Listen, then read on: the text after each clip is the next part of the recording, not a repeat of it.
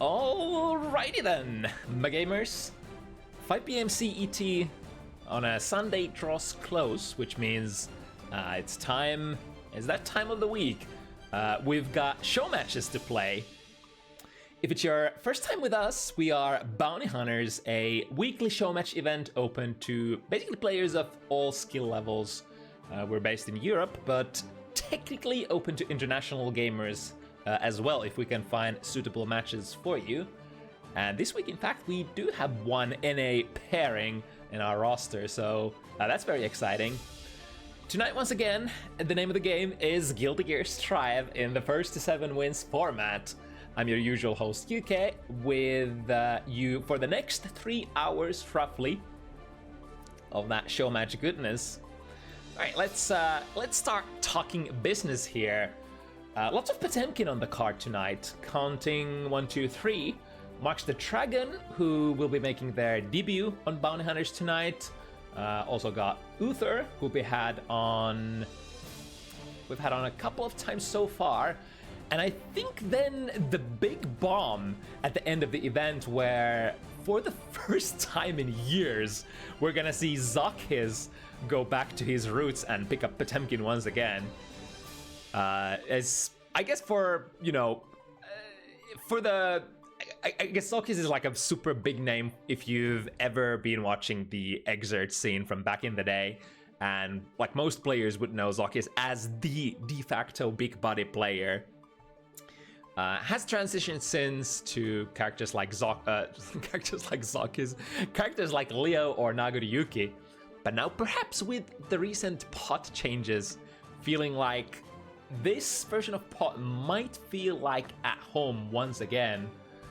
I think Zok was kind of asking for a gentle first touch, because he's, apparently like relatively rusty on pot.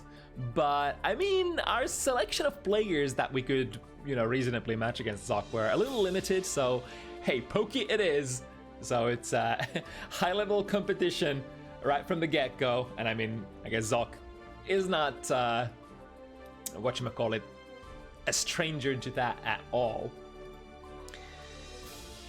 Speaking of the NA match I mentioned earlier, at the end of the card looming on the 7th slot, we got Ukyo and Gatti, who will duke it out for our North American match.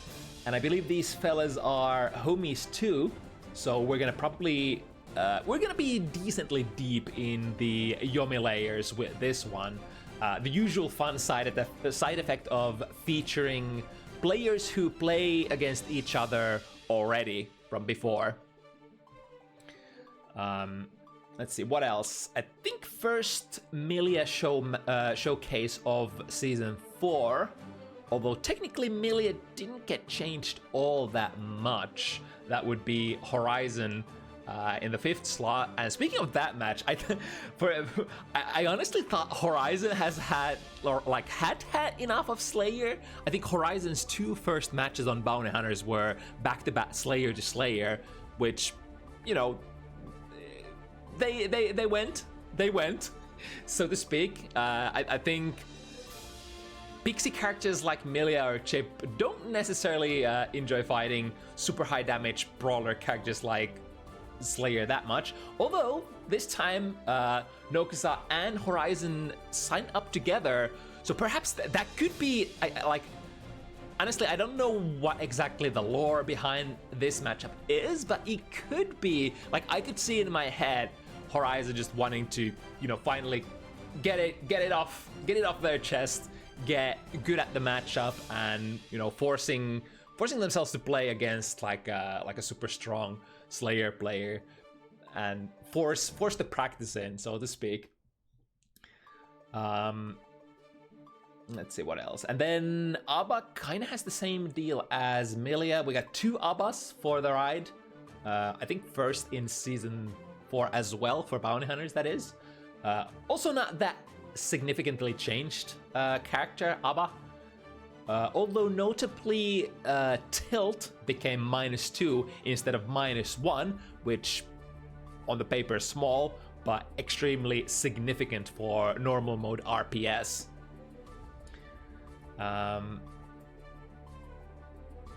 And then I guess we sort of, I guess this is like decent time to loop back onto the slot number 1. Also, sorry, we don't have the super high res beautiful player cards tonight, for our graphical designer is enjoying that event that we were already talking about. Or wait, was I talking about that?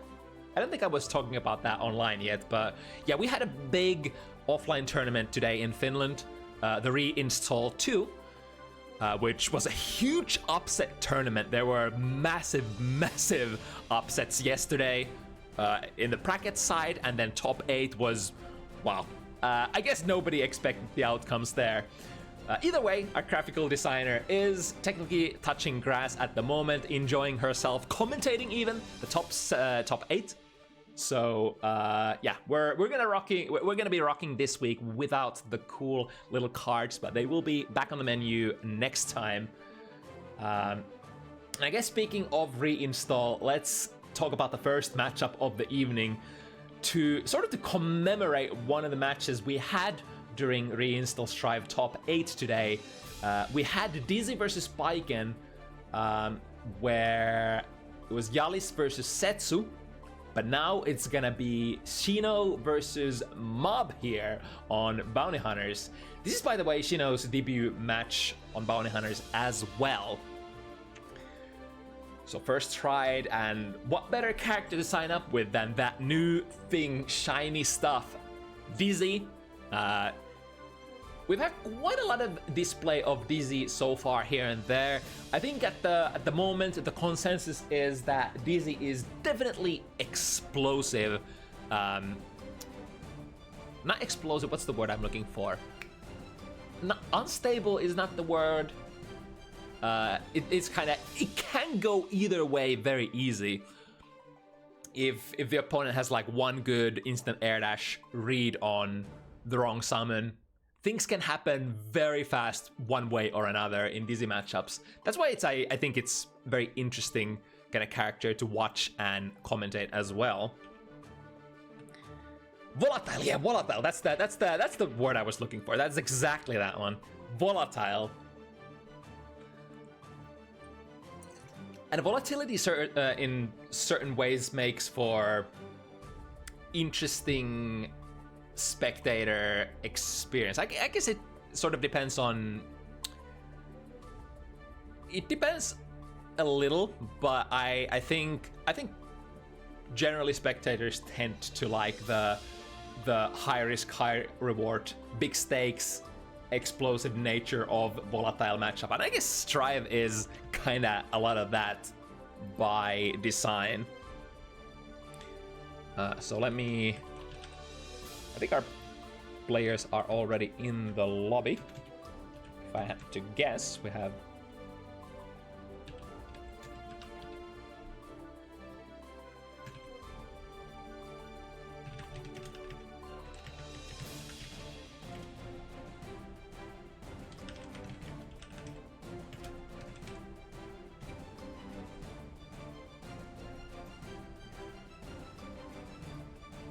Actually check. I have the power to check these things, do I not? Yeah, I think we have both, right?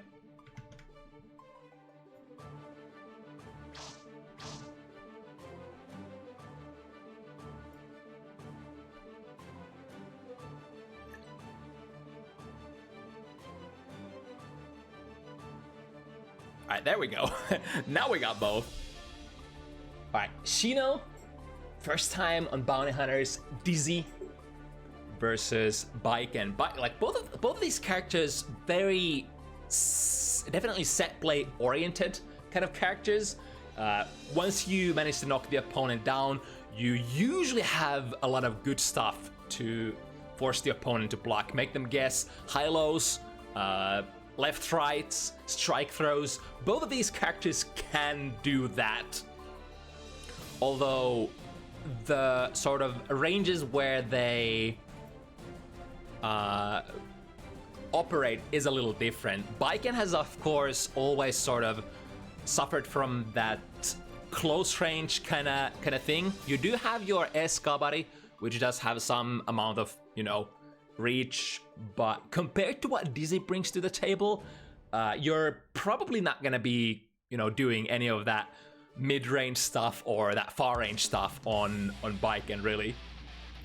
Especially since Ice Pillar is such a strong tool, and it, you know, if you spend the amount of startup at sort of mid-range where you would like to use heavy Kabari, chances are that you're already taking Ice Spike, and that's sort of like, that's one of Dizzy's easiest win conditions. You can put the opponent on ice, do massive amount of damage, from many positions can break the wall as well if you want, or just loop into the same situation again. And since Baiken is that kind of character who can be zoned to a certain extent, Ice Floor is also very dangerous for her. Like, she doesn't really have any moves that give her extra mobility. So like slipping and sliding on the floor, yeah, it's gonna prevent you from getting in big time. Let's see how MoB is able to solve that conundrum. Are we gonna get close often enough? Like so. I wonder if Yozen actually from that height is plus or not. They did change a bit how the backwards hitting Yozen works this patch. So if you air dash over the opponent and get the Yozen, you would get a decent amount of plus frames even on block. Like so, this is exactly the pump I was talking about. Thank you, MoB. Putting it on Showcase, but it also vacuums now, so the pickup afterwards, if they get hit, is extremely doable. And there we go with the snipe. Instant air dash, jump slash, the classic tool to get party started for Baiken. Still works very well, and of course you're playing against Dizzy, who has a lot of summons. Like, there's a very pronounced feature of Dizzy in about just any Guilty Gear game. If she takes out summons, you see like Necro and Undine popping off her back. Those are actually hurt boxes for her. So if the opponent dashes in on you, that Necro there that took out the chestnut, that could have been hit with the jump slash. So like you don't need to descend from your air dash at all. You can just hit your button instantly. It's gonna hit Dizzy and it's gonna counter hit as well. Which side? Ooh, the bravery to press a button there. Too heavy takes care of it. To the other side, however, the far slash 9-framer from MoB and beats the burst there. Basically saying like, I mean, there's gonna be a kill here if you don't hit that button. So let me just take that burst. MoB opens it up 1-0. And definitely the air approach, as we were talking about, that's been a big thing here. That's also like generally, because of the kind of a character that you are as Dizzy, controlling the airspace is gonna be one of the most crucial things for being a successful Dizzy player, because people are gonna be jumping at you a lot. Because you got a lot of control on the ground with not just those, you know, buttons and like summons, or rather not just with those summons, but also your big buttons as well. Duel 2. Let's rock. There we go. Yeah, I think at that height it's not plus for Baiken, which sort of would explain why MoB has been respecting at those places. Switching sides. Oh, and a big counter hit, too heavy. We got the juice as well. Tried to go for an S-Kabari sort of reset there. Now perhaps a chance for Shino. Was pressing something, saving herself with that RC, but now that meter is gone, and basically all of that is gone. OTG is available? No, was probably thinking of OTG Burst coming out, which is reasonable here. I mean, Shino was basically on a losing round, so any thinking man would be like, all right, the opponent probably doesn't want to take their burst to the grave. But in the end, like it's all still an RPS. Round started with a 2 heavy there. Did that trade with a 2S from MoB? Was that? Burst has been used by Shino. Ooh, and the Ice Spike on block is extremely minus 12 in fact, so depending on the spacing you might or might not have time to press any more buttons. And if you try to apply the Ice Floor, that's even more punishable. With the patience, checking if the opponent wants to do a reversal super. instant air dash from the side of Shino this time into the chestnut, which is plus quite a bit. I think plus 7 at the very least if the opponent stands up. That's the RC. Oh, I see! The ice pillar actually hit there in the between, but there was no way of capitalizing out of that because the gun puts you in such a long duration of block stun, unfortunately. To the other side, Yozan vacuuming straight into that hit, and that's a very, very respectable amount of damage. Respects too much on their own Oki. I think... yeah, that time Shino did not have the meter. Does have it now, though. Ah, the tether pulling the opponent into perfect range for the instant overhead. And still keeping the players together for that nice and tight, snug, brawling action, which I think Dizzy does not enjoy too much by design. For her buttons are more suited for mid-range poking, more suited for, you know, far-range battling. As per usual, her problem tends to be the speed of her buttons. So at this range where, you know, MOB is at the moment, not the most comfortable range for her to contend with. Although the 2D is still an interesting button as mashed, or like when Abare out of a misfire on the super. Back throw, how are we gonna set it up? Take out the fish. So from the throw, the fish is not meaty, so there is some wiggle room if you want to go for meaty throws, for example. Too heavy counter hit, maybe was not expecting it, was trying to hit confirm a normal hit going into that S Michael sword. It's like big first world problems when, ooh, interesting. Then they get a parry there with punish. Puts on the ice floor, but already MOB is not caring about any of that. Taking the skies with the instant air dash jump slash. And because summoning the ice floor does take a couple of extra frames after the ice pillar, did get touched because of that. The jump D from Dizzy is an extremely nice tool to combine with the ice floor. It basically prevents you from taking sky at all. Once again, MOB, ooh, that was a successful shimmy, but the short range of that far slash from Bike and not quite reaching to get the punish. Oh, where are you going, Ice Bike? Completely wrong direction. And now, combo would be possible here from the throw on the tether, but we're going into the instant overhead once again. Had so much meter to confirm that as well. Basically, a dying position for sure for Shino that time. The MOB has so much momentum going into this match. It's basically like bullying the opponent. Oh, that was perfect spacing there. Left the ice pillar active frames as kind of a, you know, land into this. Like if you instant air dash, you're gonna land into this S ice pillar, so take that. But again, damage difference is here. Like, this is not to say that Dizzy does not have the damage, but so far Shino has had a couple of difficulties going into those big, massively hitting combos, and now getting reaction checked as well with that fully charged 5D, which would be a 30-second overhead. Still, you know, relatively difficult to react to. Now with the 12-frame round start, 5 heavy, massive hitbox, massive active frames, and also the extra freezing feature that puts them on ice if you manage to get all the hits in. To the other side, Yozan, yes, the classic. We're a little bit far away from the burst still, but Shino should be getting it before the killing blow. Although, are we still on the Yomi layer? Are we still on the burst RPS layer? Is the burst usable anymore? At this point, many players will consider the burst like a losing proposition, and instead trying to get some sort of pressure going so that they can sink that burst meter into Wild Assault instead, which is an offensive action. Ooh, missing too heavy there. There's a lot of very I think that there's a lot of recovery on that button. Nice. Won't be letting Dizzy summon for free.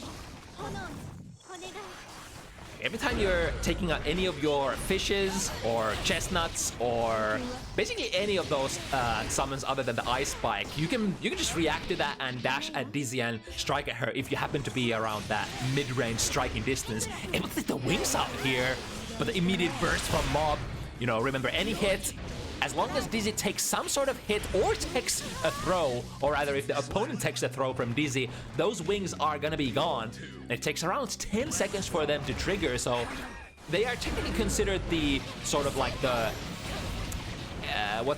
like the more technical side of Dizzy tech. Very powerful tech nonetheless there, especially with resources. There are so many ways of routing into those wings. Instant air dash jump slash works out once again. We were talking about that ever important feature of anti-airs that you gotta have on point as Dizzy. Otherwise, the people playing against you, they're just gonna fly at you. Oh, very preemptive 6 heavy. That's a good starter. Into the ice floor explosion. Doesn't quite get to set up perfect Oki. Both players really low on health, and it's the classic, you already know it. Take the skies, instant air dash jump slash. It doesn't matter what character you are. If you don't have an answer to that against Baiken, it's over. They're gonna be doing it over and over and over and over, because you know, Baiken players are not here to play neutral generally. They're here to mix you up and to rush you down, because the character is so good at it. The 236K though, the Chestnut, has been pretty okay as of recent for interrupting those instant air dashes. The gun isn't gonna do much, or is it? It buys just enough time for MOB to run in. Neutral wings activation though, that is a little greedy, a little bit. 50 meter left here, any hit is still good. Misses the combo, this is a big chance. Could this be a kill with the RC? No RC. Here's the burn from, or rather the burst from MOB. There we go. Keeping it tight and using the Jumpity. The Jumpity doesn't usually get you a lot of rewards, but it does, like, if the opponent doesn't do anything about it, if they just chill back, you can definitely use that Jumpity to take out one of your summons for quotations free. And if the opponent tries to ram themselves into you, such as with instant air dash from Baiken, they are gonna collide with that, and depending on your position, you might get a small pickup, or at least, you know, it's gonna knock them down and you can, again, summon. Now, summoning the K-Fish once again. Parry won't unfortunately do much about that. And again, the Chestnut does end up doing the anti-airing. And again, yeah, it seems to be working. If you know your opponent is gonna be instant air dashing at you, you could, instead of waiting for the anti-air, you could just take out the Chestnut. It's working out. The problem is the reward. It's only gonna give you a hard knockdown, or a knockdown rather. And if you would like to go into a proper combo, you're gonna have to use your red RC or something of the sort. Ooh, counter hit from the Escapari. And so much juice from MOB's side as well, attaching the Escapari once again, and it pulls the players together even more aggressively compared to previous patch. Also, I've come to the conclusion that, you know, I'm finding difficulties to like find my words if I'm calling it like a fire spike or like anything like that. Chestnut just rolls off the tongue perfectly, and it's part of the name as well, so like I think that's like my favorite way of calling that move now. 2K2D into Chestnut. However, that's not gonna be a clean setup of any kind. Misses with a 2 heavy, an immediate Street Fighter punish. One hit into super. I think that should be enough on Dizzy, right? No, not quite. A little bit of life left, but this is a hard knockdown. Strike, throw, high, low. All of those options are available if you are not scared of that reversal super from Dizzy. And honestly, we haven't seen that reversal super even once yet. So, you know, any sort of player who's observing opponents' habits could determine from this that, you know, the reversal super simply doesn't exist. If the opponent doesn't show it to you, it doesn't exist. Like, I wouldn't be thinking about it either. Alright, attach it. No mix-up here, just an OTG, huh? Trying to go air to air, however, Dizzy's K-buttons, not the most furthest reaching. Ooh, that's a punish there. Completely whipping the ice pillar. And the pummelage. Ooh, never mind here. We get a combo into the ice, however, not comboing into it properly. I think the usual route is, if you want to go into the instant air dash, get the ice pillar, then instant air dash, jump slash or jump heavy, and then 2K2D, knock them down, and then you can take out the fish. Or put on another ice floor if you want. Reversal parry here. Decent damage coming out. Dashing in there and parrying. Having a little bit of fun, are we? Backdash completely missing, making the yaws and whiff. But in the end, man, Mob. Absolute aggression, not stopping to think about any consequences. There were so many like situational anti-airs from that chestnut, but I think Mob made the right sort of mental call.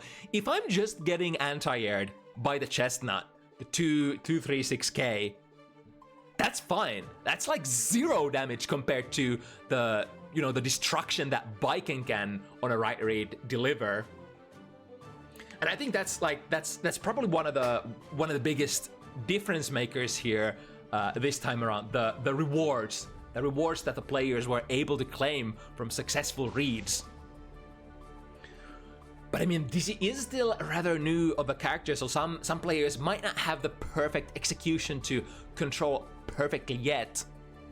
And it's gonna be a big thing moving forward, being able to maximize your damage and also maximize the amount of value you get from your setups by finishing all of your combos. The classic saying, like, the more damage your character does, the more stuff you leave on the table if you don't finish your sequences. And same thing for setup characters. If you don't finish your combos, you don't necessarily get the ultimate reward that is the setup at the end of your combos. Although Dizzy has kind of both of those, like big damage and then the setup as well. All right, let's see what we have next. So 11th are one of our Norwegian Biken players, or I think the only Norwegian Biken player at the moment. Is going to be fighting against Tatze, representing the Netherlands FGC, or the Dutch FGC rather.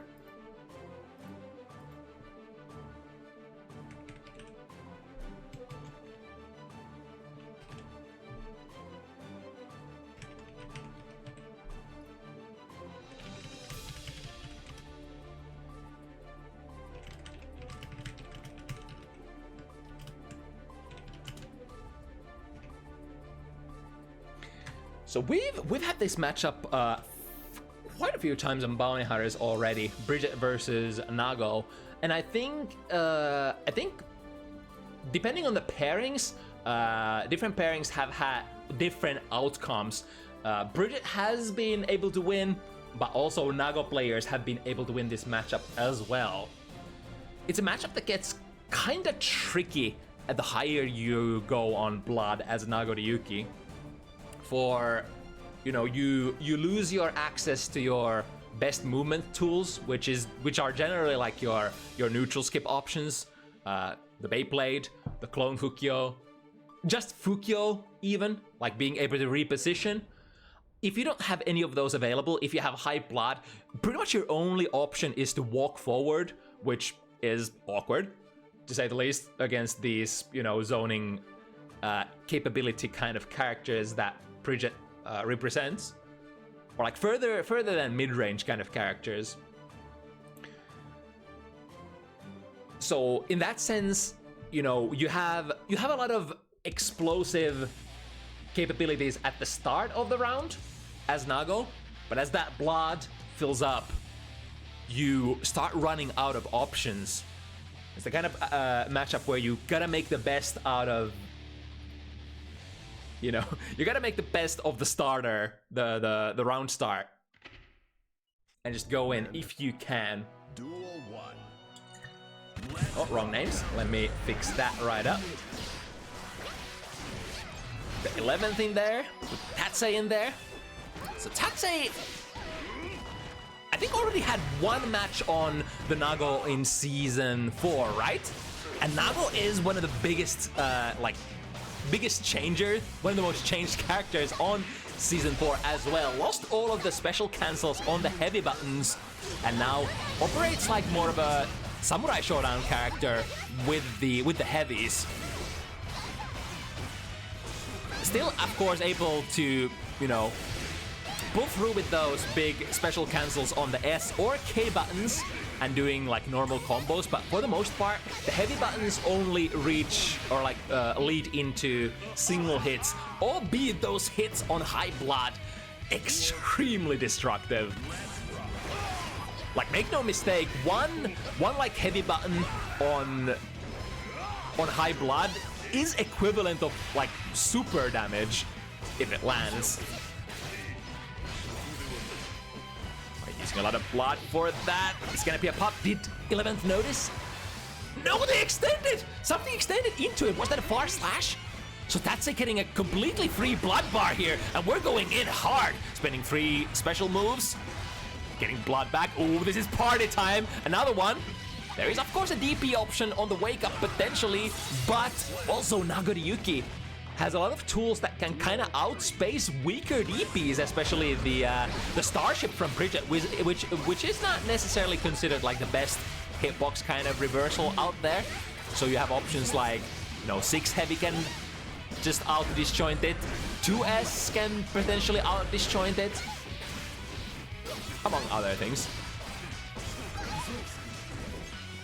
Ooh, trying to whip punish there, but the K buttons. Ooh, hello, Bridget going to the other side. Still going to the right direction.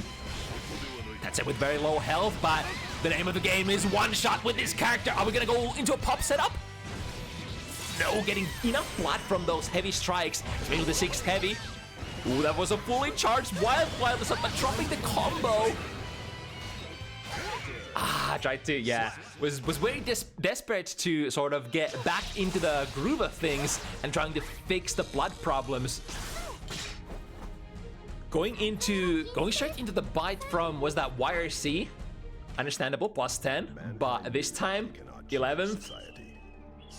Playing it cool, playing it safe. Or I mean, I guess playing it most safe after YRC would be just to respect because it's so plus.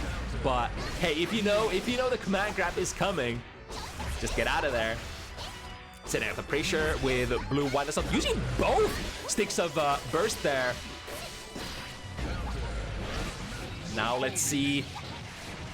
Those blue wild assaults, you know, could have saved you perhaps here, but now Tatze is on a warpath. The amount of hits that, you know, 11th was able to land during that pressure sequence is giving them like a lot of meter here to work with. Already having used 50 and another 50 in the bank. Let's see if Tatze wants to still burst this. Tatze is on 100 meter, but extremely high blood.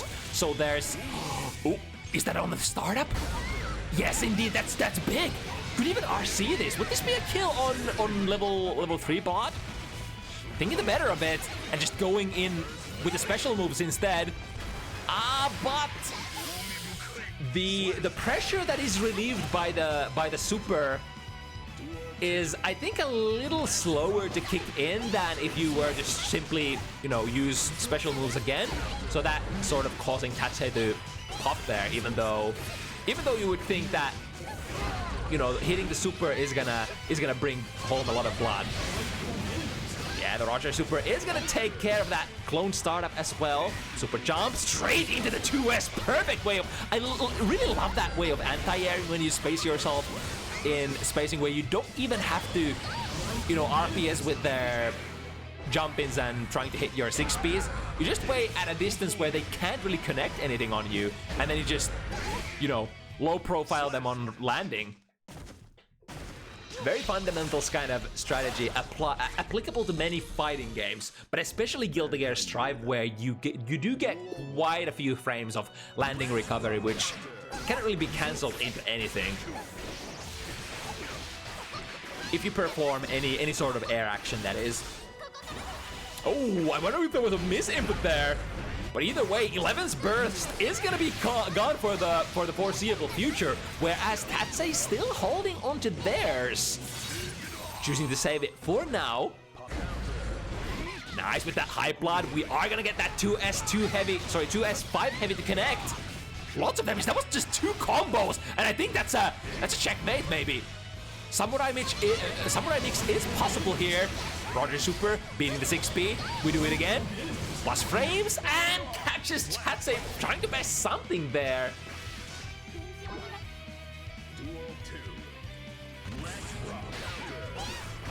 Trading at the round start, however, trading and pushing each other at a very far distance, probably favoring Bridget. Although, you know, when blood is available, nothing is free for zoning characters per se. Look at that damage.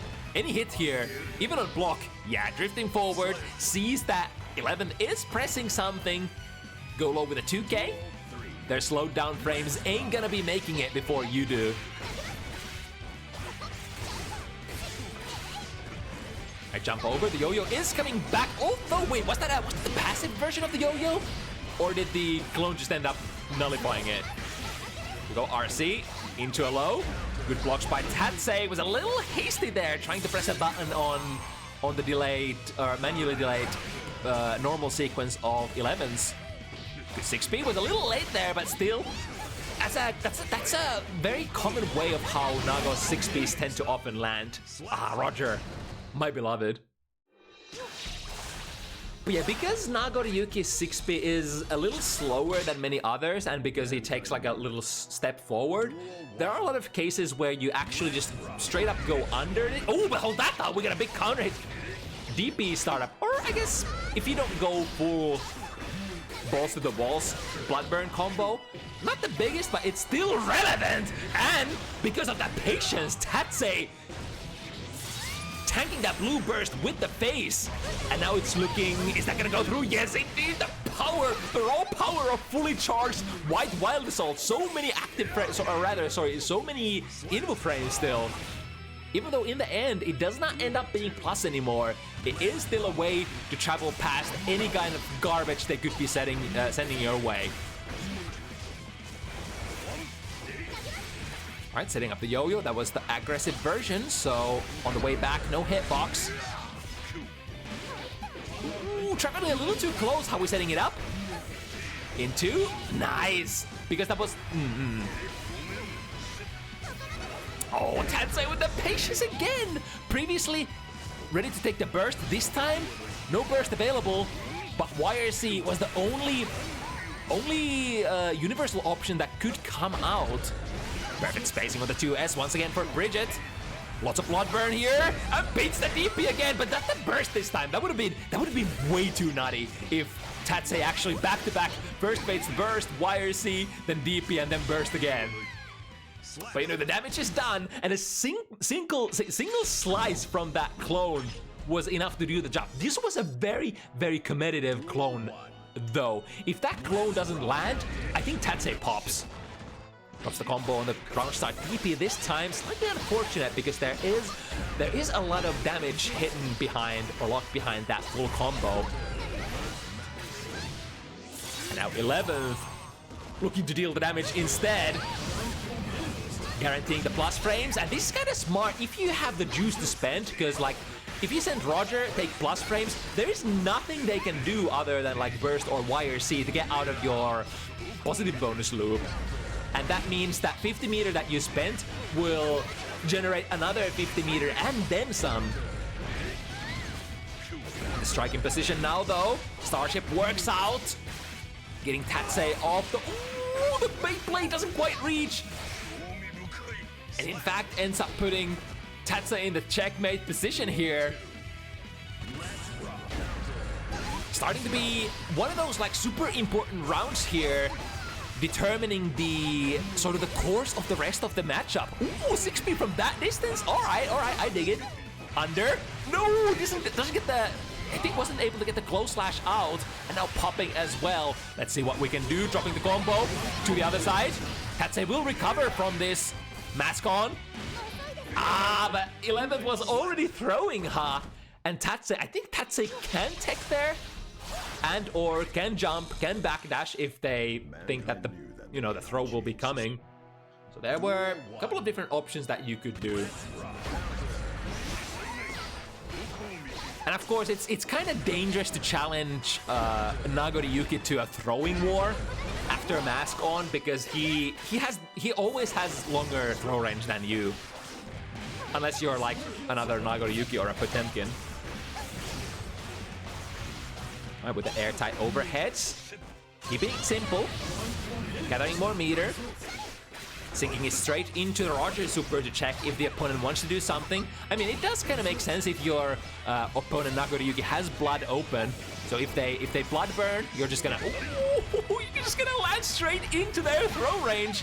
Starship works out once again, and Tatze, one special move. I was about to say one special move is the allowance that Mother allowed Tatze, and they are working with that allowance.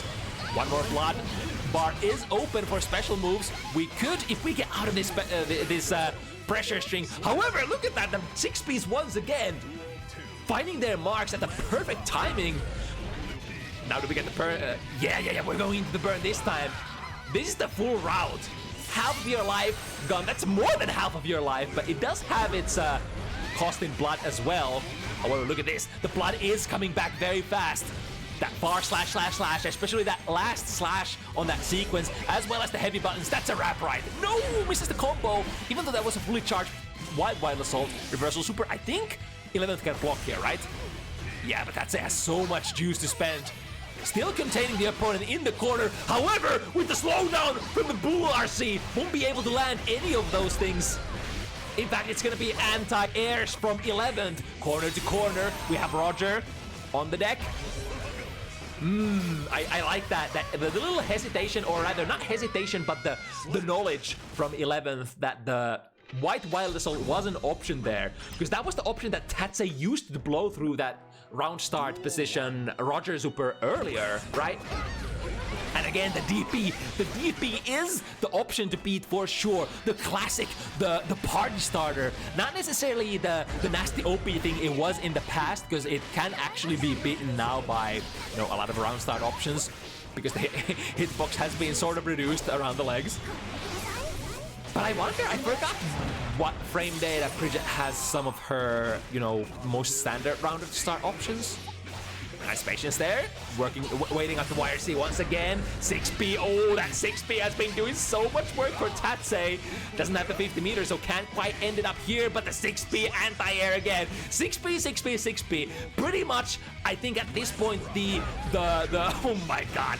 I'm hesitant to choose between the 6P and the round start DP, the two tools that have basically made Tatze's match so far. And this is rather, oh, look at the damage! Oh my fucking god, the damage! That was basically worth of a super of damage. That was like one third of 11's life or more. You can't risk it very easily. Alright, YRC from plus frames. We have the blood! Big time! We can pop! I think that's the... No, that doesn't even need it. I think that was the plan if 11 somehow survives this onslaught of a combo. So we had kind of like a dual win condition there going on. As long as the opponent doesn't have a burst out of it, there is no risk. We can go really hard. Which is kind of, it really is that one of those design choices of Nagoriyuki. If your opponent doesn't have the burst anymore, you can do all sorts of fun things to end the round. You have like the mini samurai mix still, where you can deliver a lot of chip damage even if they, you know, hold back. Ooh, no punish there. How much is that? That's something like -9, -10 on block that blood pop. So you really gotta choose your button right. This time it should be an easy punish though, yeah. Definitely, or I mean, I could see that 2S was a 2-hitter, right? And I think the first hit didn't quite take Tatze out. So I could see a universe where Tatze actually bursts there, but it was definitely gonna be kind of risky there if he goes for that. Good 6P once again. Slide into the bite, and now it is party time! Good escape though. A good awareness from Tatze, taking the butt, that is minus. Backwards jump slash, I love that. The backwards moving momentum, especially when you're playing against the Nagoriyuki, who you think is gonna burn blood, then moving backwards and using some of your best air buttons, one of the most classic ways of milking Nagoriyuki of his blood, as you're waiting for him to run high, and then you can start zoning him after that. Ooh, this is one way to go about it, and able to combo as well. Man, 11 has had some really funky angles on the whatchamacallit, the new killing machine. Duel 1. Let's rock. Sort of like almost like option selecting. Like if I go over, it's still gonna go, you know, to the other side. Since I think on a lot of characters, that's kind of like a problem on Nagoriyuki. If you like air dash over him or jump over him as he's passing under you with Beyblade or Clone Fukyo, you often put yourself in situations where he recovers under you and then close slash gets you.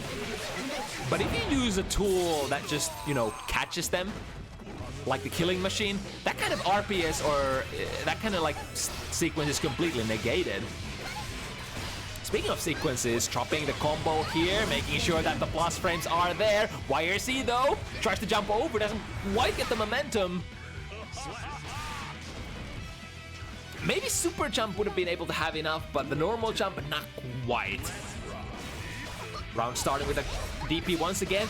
If you disengage from the DP round start, I think that's a big RPS win for you, especially because you're playing a zoner-ish character or like character with zoner-ish potential against Nagoriyuki. If you can milk that blood, every single special move that whips or is stuffed. Rare footage of Beyblade actually getting stuffed by, you know, British 2S, and now this time the pop does not reach you for 11th is backdashing. And these rounds once again come in bursts of 3.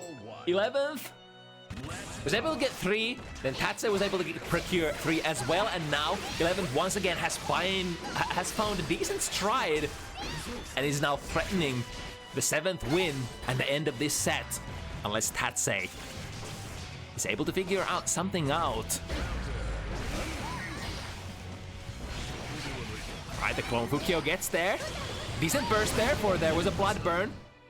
Ooh, I wonder if the blood burn of the second or that last clone actually registered there. I think not, because the gauge would have gone pretty high. The far slash slash. If there is one more, then I think is there's a gap between the far slash slash and far slash slash slash, right? Or am I crazy? Is it just completely airtight?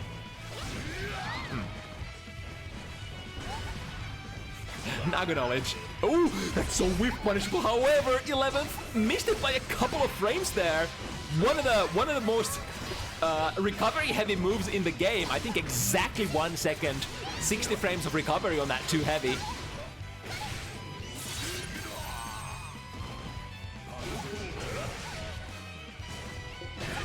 Ooh, trade definitely in Tatze's favor. Look at that. Not just the blood coming back, but the massive sheer amount of damage. 11th trying to make Tatze not play the game as much as possible. Burst, the gold kind. Oh, yeah, Samurai Mix. Yeah. Because it takes a little while for the blood to sort of check in after you've used the special move. It is reasonable to think that, you know, you might be able to connect with one of those lows and or overheads and just knock them out, or just deliver a sheer amount of chip damage to checkmate them from that Samurai Mix situation. That was kind of tough for 11th. One of the rare situations still where, you know, just going Samurai Mix is worth for you as a Nago player. It's usually situations where the opponent just has no life left whatsoever. Ooh, getting a whiff punish with that yo-yo coming back and already on a twirling trajectory to Nagoriyuki. The too heavy does not go active fast enough. For the killing machine is there once again. Is this gonna be the end? Tatze starting with a decent amount of burst here and a DP starter. Yeah, go back to the classics. Able to get full sequence once again through the wall. Half your life. Then what? Do it again? No, not quite. Too heavy though. Look at that damage. Oh baby, look at that damage. Although some of the damage was actually reduced because Tatze was on a downwards flat trajectory, so lost some of that damage going from level 2 to level 1. Who's the clone? No, the clone will not do anything. However, Tatze is still sitting on a very, very healthy life lead. Ooh, skip it. Do we get there? Just barely, but that's not gonna be the most, that's not gonna be the best combo. Definitely not the TOD that 11th was perhaps hoping for. Tatze ready to fight back with another very classic sequence. Backwards Fukyo Beyblade basically calls out any sort of option from the opponent, like any button that they could be pressing. Try to go into the plus-second universe. Good check from 11th this time. Risky, but if you get it right, you get it right. Wait, the blue wild assault? Blue wild assault not able to negate the effect of the deflect shield. Is that right? Blue wild assault? Are you that weak? Hello? Can somebody call ambulance for a blue wild assault? I thought you can just counterplay deflect shield by canceling to wild assault, but I guess that's a privileged standpoint of OVA users, is it then?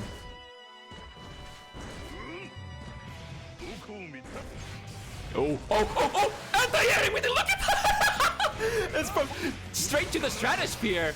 I mean, that costs around half of your life bar, but then the more important resource, the blood, is coming back. However, Tatze actually got no value from that whatsoever, and now again, in that awkward little threshold where you can kinda spend one heavy special move, but no more.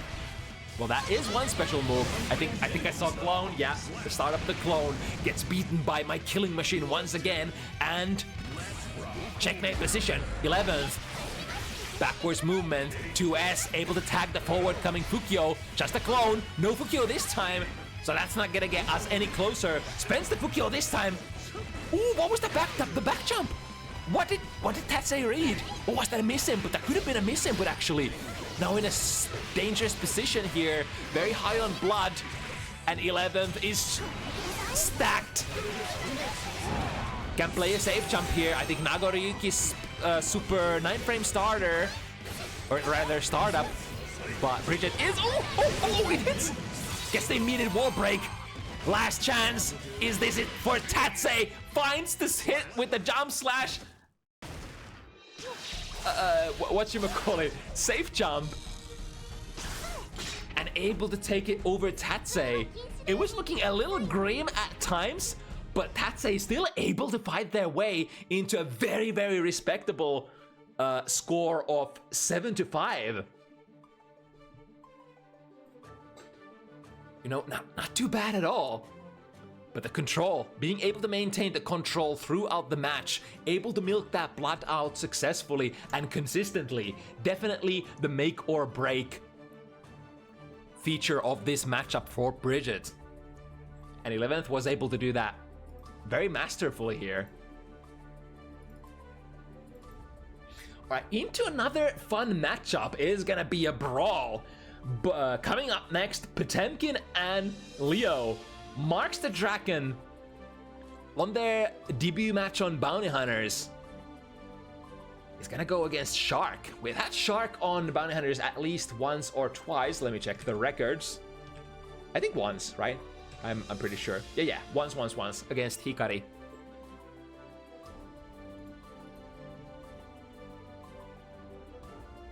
So another big body matchup for Shark here. But a very different kind of big body. First of our incoming Potemkin matchups of the week.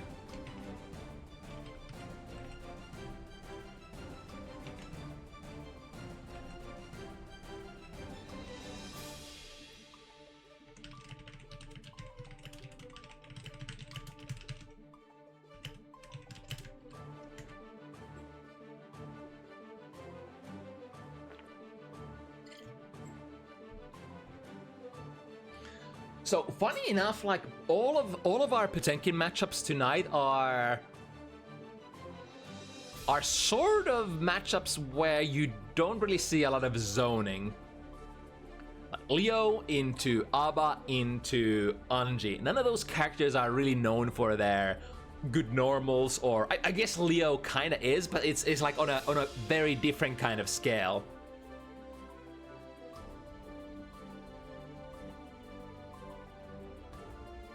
So it's probably gonna be a big brawlage on all of the matchups, all of those three.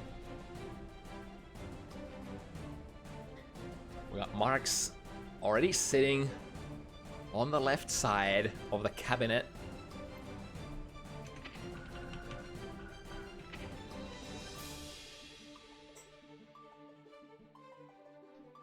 Do we have Shark though? There are actually quite a few players in the lobby already. Yep, we have both players ready and able. Let's check how this matchup is gonna be played out. Oh, can I fix this? Can I shorten this up? Yeah, there we go. So that the name fits. They cannot change society. So instead of reflecting on themselves, they blame the beasts. Heaven or hell. Wait, did I choose the wrong flag for Shark? I might have. So this was supposed to be Morocco, right? Potemkin versus Leo. So let's fix that. Fix that. Alright, time to brawl. The new Potemkin. So one of the biggest changes is like back Mega Fist does not have the God hitbox anymore. So a lot of the sequences where you would just mash back Mega Fist in the past have sort of gone, but replaced by a new, extremely powerful defensive mechanic, which is the Potemkin Buster. Nice catch that on the back dash. Misses the combo. Let's see if Shark can flip the position. Bursts into the corner of the momentum kind. And I still forget if the jump D from Potemkin, like what's the frame data on that? I guess it's if I recall correctly, it's more plus the higher it hits, right? Is the magic thing.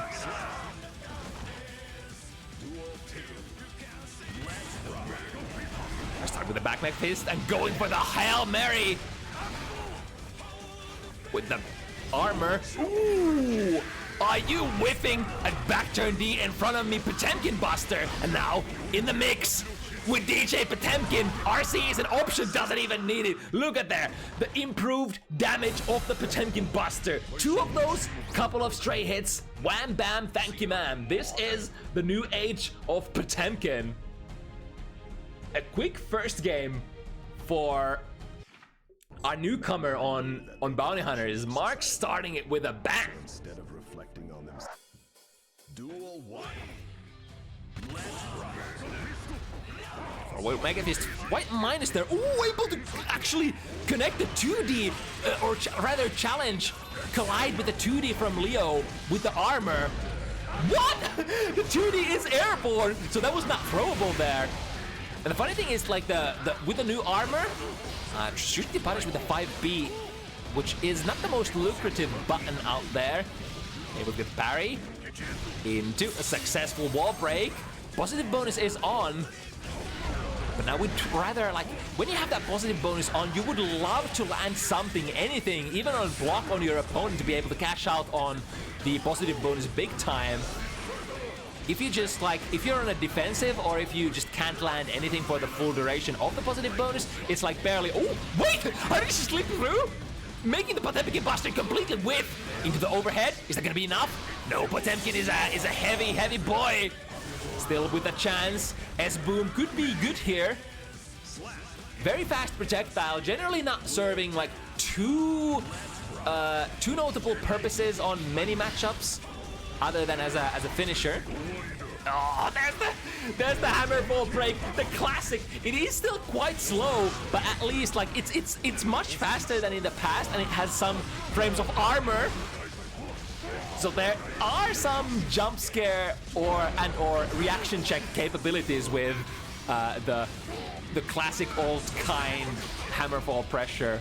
It does not mean hammerfall break pressure is not back on the menu, but it's still it's an option among many options that can happen at during pressure and or neutral. Right in the you quick get the super good hard knockdown there, OTGing with the hammerfall. Now canceling. I said that it doesn't serve any purpose, but actually that's actually like with the combined with the PRC, that's actually one of the few ways that you can make your the basic BMB strings work. Like the 5K into 6K is a very useful string for Leo, but 6k is kind of punishable on block, and then the only ways you can cancel out of it are generally like you could combo into DP if you find the hit, or then go like S-boom into RC if you want to be super safe. Speaking of, oh my god, was that a reaction? No way. No way a 5-framer was a reaction to that run through, although they did reduce the initial momentum of the Berserker Slash when running through your opponent. I think that was just that must have been just a hard read, like a defensive hard read from Marx. And it ended up colliding with the Berserker Slash that time, scoring the big Potemkin Buster. Into the overhead. Oh, perfect timing on the burst, putting Shark in the corner. However, the corner steal. Oh, no backdashing for you. For the back turn heavy is gonna have so much active frame, so much reach. No escape from the passing overhead. And now with the suck jump in, finds a knockdown, but again, the 2D does not provide many frames if you go into if you cancel it into OTG, whatchamacallit, Hammerfall. Attempting the whiff punish. Ooh, but charging up the back turn stance, or not back turn stance, the parry stance. Good flick there, making sure that they're. I mean, it's not gonna lead into much, but you might as well flick all of the things that you can. Into. Misses the combo, but we still have the 50 meter. Tried to go for a throw, but Mark said no. Still with choosing the tank, what are we gonna do? The double jump and the classic jump, the RPS. No matter what, Guilty Gear game tried to wake up with the Potemkin Buster. However, the opponent is coming from the skies, and now the overheads. How? Wait. The RC there. I think the RC messed everything up. Because the Potemkin Buster was gonna get beaten by that overhead, right? Otherwise. Yeah, once again canceling into the S-boom. I wonder at that distance, what is the S-boom on block? Let me check that, because that's actually very relevant in my opinion. Let me pull up Leo. Into S fireball. Minus 12, it is punishable. So if you follow your 5k, 6k into S projectile, it is still punishable. Like every cancel you can do is punishable. That's like the downside of the most classic Leo like block string. To the other side with the 2D, and then with the Berserker Slash dancing back and forth. And here we go. Can we reach the wall? Probably not from here. We get the hard knockdown, and then it's gonna be a kill. It's gonna be the classic defensive option, Potemkin Buster, 5-framer, and the cool thing is if it on its active frames, the 5th frame, of course, being the how frame data works in Guilty Gear games. The 5th frame is the active frame, and at the first active frames, that all the subsequent active frames afterwards are gonna be armored. So you would technically need a like from an even frame advantage, you would need a 4-framer to be able to beat Potemkin Buster. If it's just standard strike against strike. However, that is a lot of plus. Tried to go from the Potemkin Buster after the back turn heavy overhead, but the stance cancel making Leo so plus. Mega Fish forward, 5k won't be able to reach. Oh, the flick still has a big hitbox, sending Shark back into the corner. Again, a very small punish on the 2D. It's usually like enough, like minus enough to get a close slash even if you want, if it lands right next to you. Oh, with the footsies. Heartbait on the burst. Marx does not bite though. I don't need to. I still have this much life left. Where are you baiting? We are not ready to burst yet. Oh, from the counter hit, we'll be able to Hammerfall break into the Buster. Heartbait here. Taps on the burst. Here's the burst. It is out. That's an easy flick, and then sees the opponent running. or rather jumping over the flick projectile, get a good anti-air, and then proceed with the corner pressure. You already know, MarxtheDragon blazing forward, making the Potemkin magic happen. And you would have to think that I wonder if this matchup is like kind of tough for Leo, because you are a brawler kind of character. You wanna go close and personal with the opponent. Gonna punish here. Gonna punish with the 2S, which is pretty nice. Wait, how fast is Leo's 2S even if it punishes the Hammerfall? I thought you usually need like K buttons. No flicking at this point, especially if the opponent's slowing down with the PRC. Backdash, out of that close slash, but still not out of the woods. YRC does buy a little time, goes straight into the S flash kick. However, Marx was patient there, waiting it out, and now looking for potentially one more hit. Slight head is decent value this patch for sure. It is much slower on startup and much higher on recovery. Oh wait, is it? Only the recovery, I think, so it's much more punishable with instant air dashes now. But if you block it, if you block a slide head, Potemkin is a whopping, what is it, +10 now? Use Wild Assault, wanted to get the wall, drop the combo, however, we can still quickly follow that with a back turn heavy, the classic, the party starter. Nice read there. Hammerfall forward, if they backdash, you should land in spacing to Potemkin Buster then. Potemkin Buster again. Shark is a little far away from the burst, which kinda, I guess, prompts him to go into the S flash kick once again. Try to reversal Potemkin off of you, but Potemkin was waiting once again. The waiting game, lots of plus frames from those slide heads. It's really nice that if your opponent is being too passive and just blocking those slide heads, you can now get like a little bit of time to move forward and or poke at them with the new plus frames. Ooh, they're gonna connect, yes indeed! Sees the opponent, targeting the sky, trying to take, or rather time to take them out. Not gonna deal the decisive blow just yet. Bravely pressing buttons forward, and that was the right call because that time Marx was backdashing, but not able to complete their sequence. Not able to flow into the pressure, the Oki. And Marx taking another one, going up to 5 points here. Starting to look rough. Even though some of these rounds have been going extremely even, the problem always is if you can't finish the rounds, it's all for nothing. It doesn't matter how even it is. The finishing touch is the most important one. Was a heart rate on the up grab. Over that time, Sharko was just running forward.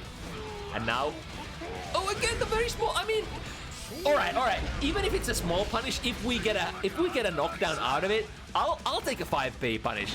I'll take a 5p punish anyway, instead of, you know, just getting nothing. Ooh, nice flick there. Setting Shark straight back into the corner. Close slash starter. That would have been a kill for sure. That would have built 100 as well. So Shark knows we gotta burst out of that. Oh, it's at the same time, it's so slow, but if you're not expecting it, if you're not expecting the classic hammer foil break kind of pressure, you might get bluffed by it, and you might miss your opportunity and get busted. Wow. The momentum going here, 6 straight wins. Is there anything? What's the secret sauce that Shark can bring into it to end the you know, the oppressive march of the big guy? Mankind knew that they... Duel 1. Let's rock. But it's like, it's another thing that is kind of understandable is that Potemkin has fundamentally changed so much because of these changes. Instead of, you know, always RPSing back Mega Fist, you're now RPSing with slightly different options. And then the Hammerfall break pressure, if you're not attuned to that yet, it's very realistic that Potemkin... Oh, that was actually a hit. But here comes the reversal buster, catching Shark once again out of that Berserker slash deflect shield. Ooh, completely negating it with a forward drifting RC. One of the things that you can completely you can use to completely negate that. Now time to dance. Oh, I like the new dash momentum transferring into your normals during back turn stance. They wanted to make Leo more explosive, more, you know, revolving around that back turn stance, and you know, some of the buffs that they gave Leo, definitely making Leo one of the potential patch winners, even though he got some nerfs as well in the normal mode. Let's see if there's anything that Shark could do here. We are up around. This is another buff that he got. No longer punishable unless the opponent IBs. Nice! With the RC, able to deliver multiple hits, breaking Marx out of the armor frames. And now Shark, sharply, as a predator, going forward, needing one more good hit. YRC, all right. No back turn stance for you. But what is preventing Shark from just going into that once again? 2P, 9-framer now, does not punish the 2D, I believe. Is that it? Yeah. First set point for Marx. Both players rocking with a very decent amount of burst resources. It will have to be used immediately. Ooh, nice instant air dash going over the fireball function. And then under with the forward dash 2K to the other side. Steals the corner. And then into a throw. It flows like the White Fang should. Oh, but here's the 5 heavy. Good con rate confirmed.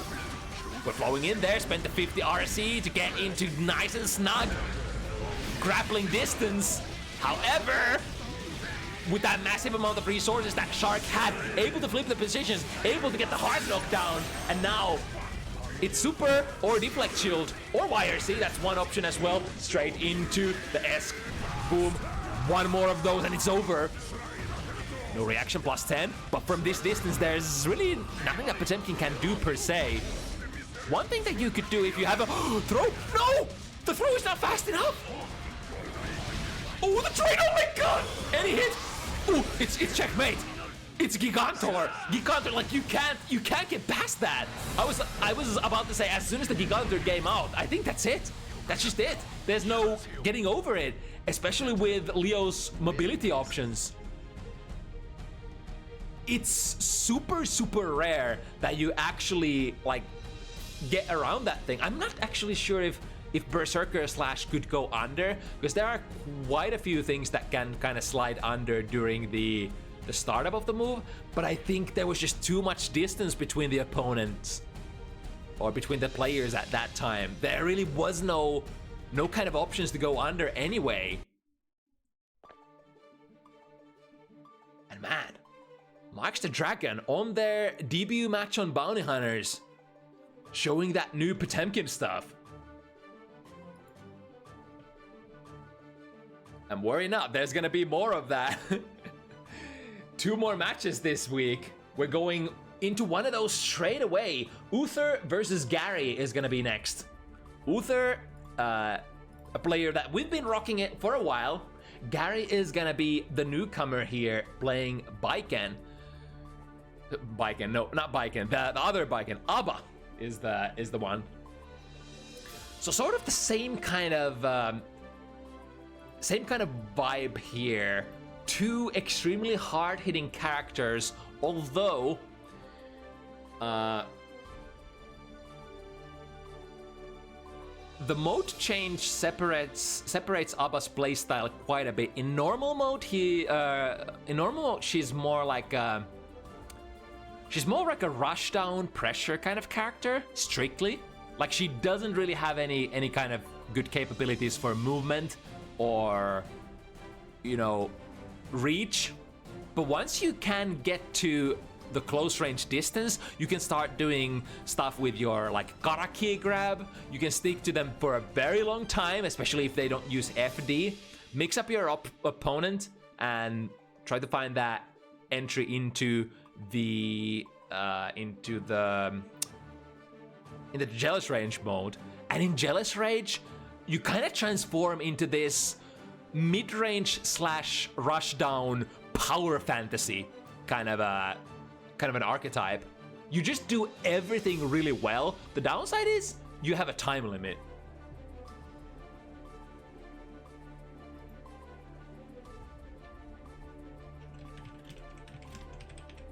So it looks like Üther is gonna be freshly booting their computer. It's gonna take a couple of minutes for them to get here. I think, let me see. We had Gary already. So we have both of our players inbound, but we still have a couple of minutes to talk some smack here. So considering the mobility limitations of Potemkin, I wonder if it's reasonable to say that you might be able to activate Jealous Rage at neutral without getting contested too much.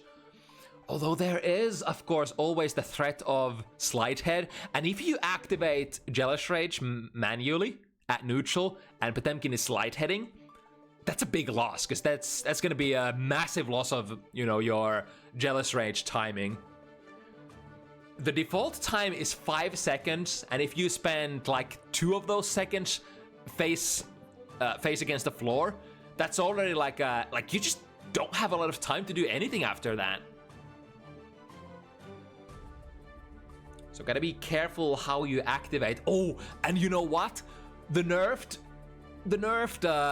Sleight Head makes no difference, right? Because you can't air dash. As a normal mode ABBA, you can't really punish that, can you? Although tilt, there is tilt though. It's really interesting how these characters who have special, unique kind of limitations, how they tend to crack the problems or approach some of the matchup problems in slightly different ways. It's like if you think your opponent is Sleight Heading, then you would just tilt forward and get a hard knockdown. I think you no longer get like any sort of good combo from normal mode tilt on hit, if I'm not mistaken. Was that one of the nerfs as well?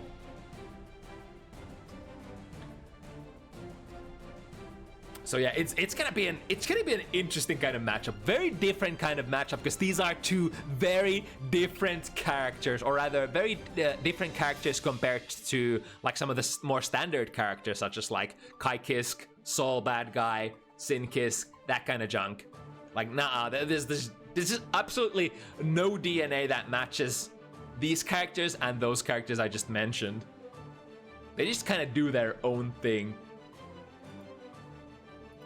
And I mean, that goes without saying, because Potemkin is a grappler and Baiken is a resource management / install type of character. Like one of the most queer archetypes that you tend to have on fighting games, other than maybe like puppeteers. Like puppet characters are really something. But yeah, anyway. 2 super hard hitters. How are we gonna get into that Jealous Rage mode in this matchup? Is my initial question. Let's see how Gary is gonna achieve it. Mankind new. Duel 1. Let's rock. Alright, starting with backing off. There's the Sleight Head and colliding with the armor on the Potbuster. Half of your life gone, even though you are quite tanky yourself as ABBA, able to get the Jealous Rage activation, and now we are the rushdown, we are the mid-range, we are everything, but only for 5 to 10 seconds, or even less, depending on how much, jealousy you have saved up. Now, this is a little problematic. If you go into the Keeper of the Key in normal mode, it doesn't really lead into anything, unfortunately. That Keeper of the Key super is extremely good if you are in install already, because that gives you like infinite frame advantage and you just can run up to them and mix them up. So usually you're gonna see Keeper of the Key more on normal mode if your opponent is already low health and you're just trying to like kind of checkmate them, or if you're already in their face and you just want another turn, because it's like a couple of extra plus frames. Oh, but now the jelly is completely loaded. Won't be able to get the super input out, or rather dance out of the mode and then the super input. It's really important how you route your Jealous Rage combos, because you kind of wanna. Once you kind of want to route into a wall stick, exit your mode, and then enter the mode again on the wall break. Most optimally from your normal mode reversal super, which will put you into the mode again. But now, no jelly available. 100 meter though. Ooh, that's a good start. That's gonna give a couple of extra hits and the necessary jelly to activate potentially. However, it's a massive pot buster damage coming through for Üther.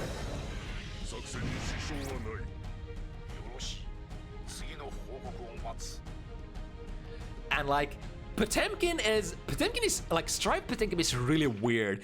Is like the Potemkin we know in the past was like a character who didn't really get to swing a lot of buttons. Like Potemkin's normals were like utter garbage for playing neutral back in the day, but they're actually not too bad in Strive context. Like, have you seen the hitbox of 5 heavy? It's just nothing but disjoint and reaches like half screen away.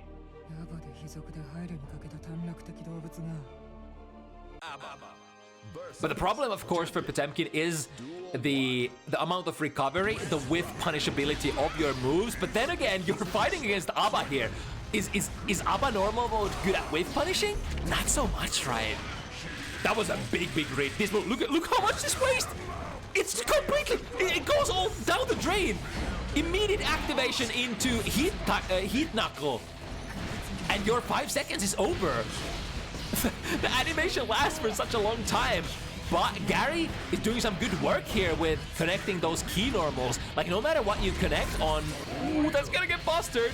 Let's see if Üther can waste the time here. We have,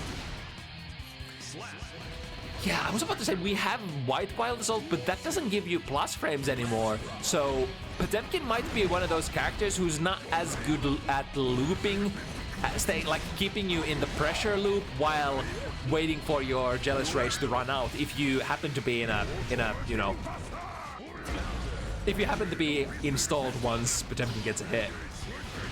He's probably going for a hard read there on the jump. Another one, but the opponent is not jumping. Trying to get value out of it before opponent lands. Install. I think the idea was to install and then punish as they're just hanging up in the sky. Because usually, like, when they whiff the Heavenly Potemkin Buster, they're gonna fly really far away and then maybe do like a double jump. They recover in the air, maybe come down with the cheeks, the jump D. And there could be potentially a lot of time for you to activate and then punish them on the landing. But at that time, I think that the idea came a little late for Gary that time. Yeah, look at that, the tiny little, teeny tiny instant air dash, but this time able to get close enough. I guess maybe, just maybe, if you are like a couple character lengths away and the opponent does the slide hit, maybe you get a punish in normal mode. But now we are in the better mode. Oh, punish there? No, doesn't swing the button. No uninstall either. Do we get the uninstall here? We get the forceful one.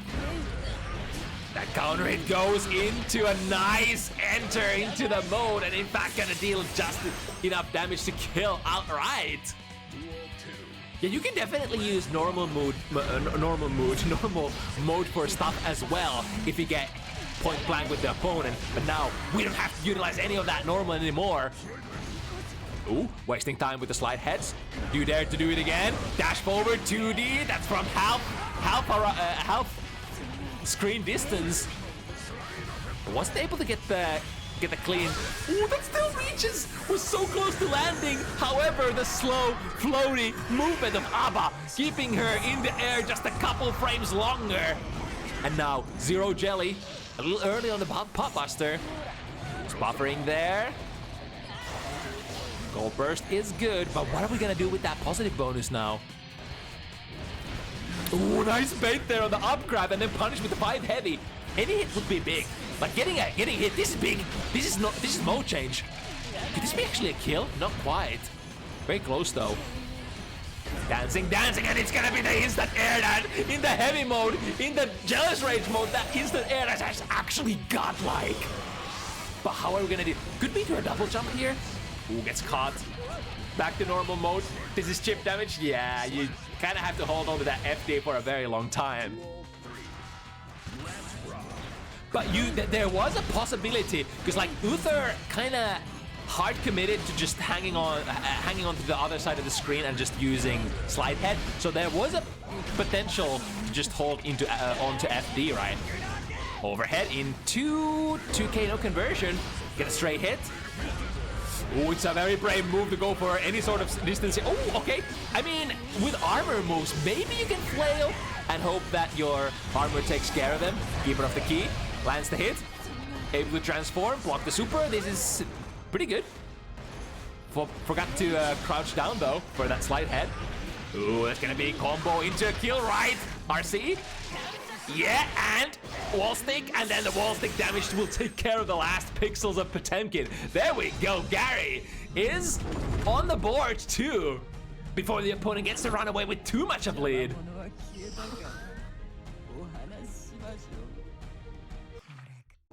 We definitely have the tools. We have the explosive power to match the moving fortress. -2 this time. You gotta be really careful on that RPS, especially with the improved Potemkin Buster.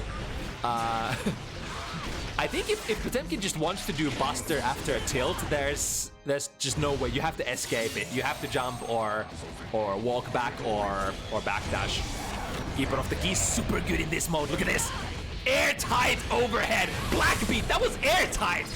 Yo, that super is so good in the mode. But it should be as well, because you're on the timer. That's the kind of character you are.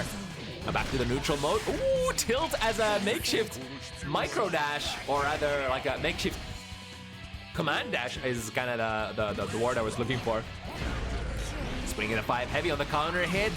Misses the combo this time. Gary has been pretty good at completing that 5 heavy counter hit combo before. Burst, but I think gotta be very careful doing the full Jealous Rage burst, because look at this. Gary, even after that burst, had so much jelly to do stuff. Get in there, get the throw. This is not gonna help our situation with the jelly. They tried to be cute there and inch their way forward with the command dash. We have the threshold fulfilled now, but the Rekka 1, Rekka 2 gets punished, but not by too much. Rekka fist forward, finds a counter hit, so that scores a heart knockdown. And now trying to wait. Oh, there's a good conversion. Look at that. 5 heavy counter hit. I thought, like, I was kind of selling Abba as not being able to do anything at neutral. However, that 5 heavy though, that normal mode 5 heavy though, it's basically, isn't it kind of the same tool as 5 heavy from Potemkin, right? Like, Potemkin has the disjoint advantage, but, you know, you have the reach too. And, like, Potemkin can't really swing the 5 heavy because, like, the 5 heavy from normal mode Abba can whip punish that. It reaches so far. With the low, into the mode, activate. We have only 2 seconds. Can we do anything with that? Nice stance. Oh, stance up to block the first overhead. But I guess with Potemkin's limited options at that range, won't be able to interrupt from the -2. That was kind of brilliant. Taking the incoming Gigantor with the parry stance to get a little bit of extra jelly. Punish. Ooh, was unfortunately backdashing. So we'll be popping here. Caught forward dashing. Lots of those Hail Mary options for Üther landing. Oh, that's so dirty! With the key grab, going to another key grab immediately. That's kind of the same, I guess, same vibes as Potemkin doing like Hammerfall break into a Buster. It's just so slow, but somehow, you know, if you're not ready to already press a button, you're gonna get caught by it. Full Jealousy Rage. This is around 9+ seconds of Jealous Rage. And yeah, even if Gary combined or rather collided with the armor there on the slight head, able to land fast enough and get the punish, we'll be popping here. Don't throw! That's it! That's throwable. Üther still saving themselves afterwards. Gotta remember the 10 frames of pop animation for Jealous Rage when it ends is completely throw invulnerable. Oh wait, Potemkin doesn't have White Wild Assault again. Never mind, I take what I said earlier back. Definitely, like, Blue Wild Assault does give you capabilities of keeping the opponent in block string for sure, if you catch them while they're installed. And that's probably what you should be doing as well as Potemkin. Alright, good read here. Activating into the 2D, Rekka, and then the mix-up. Nice block on the overhead. However, if you don't take advantage of that -2, you gotta take your turn. Oh, from downtown! But the second hit doesn't hit. And if you don't get that second hit, that's not gonna get into the install mode. Nice height, too heavy. Able to land an anti-air. That's gonna be plus for Potemkin, but not plus enough to get the Buster over the Mash 2B, I guess. That's not gonna do much. But the Mega Fist, yeah, just the little sliver amount of life that Gary had can be definitely taken out with Potemkin Buster with a hit or on block, because, you know, special moves deal a little bit of chip damage on every hit. Ooh, a little early there on the command grab. Ooh, nice. The jump slash finds its mark. Abba, air normals, normal mode air normals. Doing something? Well, I never. It's kind of like the only like kind of good air normal. Ooh, that's a brilliant play. Gets the hit here. Can we jump over? No, we're instead we're gonna parry it. Now we have full 10 seconds of jelly. We transform. Gotta be careful. Don't swing into it. Don't swing into it. They swung into it. However, the punish is not too bad. In fact, it ends up being very, very successful for Üther. Now they're gonna pop. And we can get close slash. Ooh, reading the gold burst. Immediate burst. I think Üther was on the right Yomi layer. I would have just struck into that. Not gonna be fast. Yeah, especially in normal mode. Gonna collide with the Gigantor. That is such a nice checkmate tool. I hate that, the Gigantor. Especially when you're so low, it's so hard to do stuff about it. Block on both of the lows. Finds the hit and a reset. Into, finds the overhead. Do we get the uninstall? No. Could you use Keeper of the Key here to refund your Meg Gauge? Because that's like, yeah, here we go. Is it gonna land? Yeah, so that's gonna prevent Gary from refreshing, like dancing back and forth out of the mode. That's like one of the most common ways of, if you are in install and you're running out of jelly, you do Keeper of the Key, and that gives you enough plus frames to uninstall and install again. So you get half of what you spent just back, and then can use that half. So if you, for example, started with like 10 seconds, you get like around the default amount back. But now we have 10 seconds again. The lows, straight into Danzai. Danzai, however, does not get you a big combo as a starter. I think there was a gap between the 2 heavy and the Danzai. The backdash, the shimmies, look at that. But look at this, the throw. Yeah, using smartly it as a timer to go out of the mode and then back into the mode. Ooh, we bet the farm. Here they come, Üther with the blue Wild Assault. First time I ever see Potemkin new blue Wild Assault actually do something. Buying some time, or was that was an initial hit? That was like a 5 heavy into blue Wild Assault, wasn't it? And of course, like you would love to follow any hit up with a Wild Assault, especially if you connect on an installed Baiken.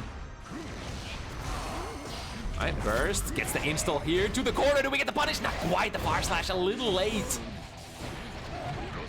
And now getting thrown for their troubles. However, that's kind of funny because Gary was gonna uninstall automatically. They were not eligible for the 5D that Üther played there as kind of the meaty option.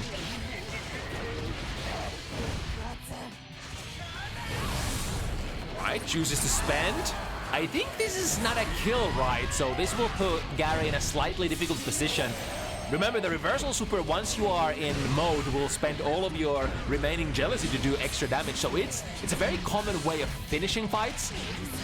But if it does not finish, it puts you in that 0 jelly state, and you will have to work your way back and build more jealousy. Ends up working out for Gary though. Cross up jump slash into the combo. Alright. Backdashes out of it. Mega Fish forward. Finds the hit. Try to press a 2S there. I wonder if the 2S can actually anti-air Potemkin out of a forward Mega Fist cancel. Once again, Hail Mary with the armors. Landing a lot of stray hits, and those stray hits definitely do count. Punish, though, into the corner. This is a big opportunity for Gary. Overhead, mixing it. The 5K does not connect too far. Oh, no! Tragedy strikes. And Üther making sure that the punish is there. Blue Wild Assault has the range. I guess that's one way of making it sure that you do get the round. It's a little costly though, but I mean, an old wise man once said, rather safe than sorry. Spend the resources, get the guaranteed win, rather than miss it and be sad. There we go, this time we get the 6K, sorry, the 5K after the overhead. Wall breaks a little soon. This feels so bad when you have to spend so much time of your jealous rage just backing off, and then Üther sees the small gap, the small crevice between the hits, and another buster! Are you kidding me? That's gonna be a kill! And Üther maintaining a massive, massive advantage over Gary. 5 points to Gary's 2. The incoming couple of games are gonna be instrumental for the result of this set. Able to combo 6K, but not another flick there. Once again, no. Ooh, okay. Aggressive burst, went for a Garuda there, but you did not have the frame, so getting struck out of it by Gary. Very nice read. This should. Let's see how much time this actually spends, or rather wastes for Gary. Yeah, during the Super Flash, the time does not pass, so. I guess in terms of like maintaining your jealousy, that's not too bad, but I mean, it does a shit ton of damage, so that was the, I guess, the primary threat of getting Heavenly Potemkin busted. Back turn incident, checks with the 30 frame reaction check, and Gary has no burst out of it, misses the finisher, the most lucrative last hit, punish towards the corner, finds the low, into the mode, here we go. The wall has a lot of damage though, so the routing for Gary here is gonna be precarious. RC into. Do we get out of the mode? No, committed into the Rekka one already. It's not too bad. We have 5 seconds left. Able to land fast enough, so the Heavenly Potemkin Buster doesn't land this time. Keeper of the Key is definitely possible here. Are they gonna go for it? Yeah. And dance out of the mode. Do they get the unactivation? Yes! They get it just in time. They get the full 5 seconds back. This is actually big. Now if they go into the install, they have almost full timer. Here we go, and that's a kill. Just because of that Keeper of the Key. The Keeper of the Key there was absolutely crucial to refund the jealousy rage. This is exactly what you want to do. That is the utility of that super cannot be understated. It's so good, not just for the plus frames, but all kinds of shenanigans. Oh, but now kind of getting getting the plus frames there out of the pop, but very low on that jealousy here. Low on the meter as well. Scoring a stray hit. Those key grabs on block are gonna be plus, and now look at this. The jealousy rage is there. The wall gives up just a little too early, but we have an option here. Oh, swings it immediately. Guys, swinging Hail Marys with the armor. Here we go, reversal super. This was under a fourth of the jelly left. I think it still kills, right? No, not even close. But Keeper of the Key could be a kill here. Gotta be careful though. Ooh, trying to be cute and like command dash under it. It kind of looks like you can low profile under it with the command dash, but the problem is your command dash doesn't necessarily move you far enough away, especially if Potemkin is following the Gigantor, like following its footsteps, so that Potemkin's push box prevents you from going, like, passing through the Gigantor, if that makes any sense. So maybe if Potemkin was not there, that would have been an okay move. But because Üther was blocking the real estate, there was no getting out of that. Just landing, recovering straight into the Gigantor. Straight there, definitely work for Üther. We're gonna pop, and now we're gonna have to back off as well. Although Gary has played a couple of those very sneaky parries against those Gigantors. 6 heavy punish, all right. We're past the threshold, barely missing with the key grab. That's like one of the reasons why you have to perform your key grabs as kara key grabs as often as possible, so that you can move forward as much as possible. Oh! Triggers the wall break immediately. I think the slide head would have gone active and knocked Gary down otherwise, but since we were in the corner, that was actually a brilliant play there. And now hanging by a small thread, Gary looking to stay still in this set against Üther, who has 6 points. And now drawing so close to that match point position. This should go through the wall. This should deal massive amount of damage. First set point, Üther.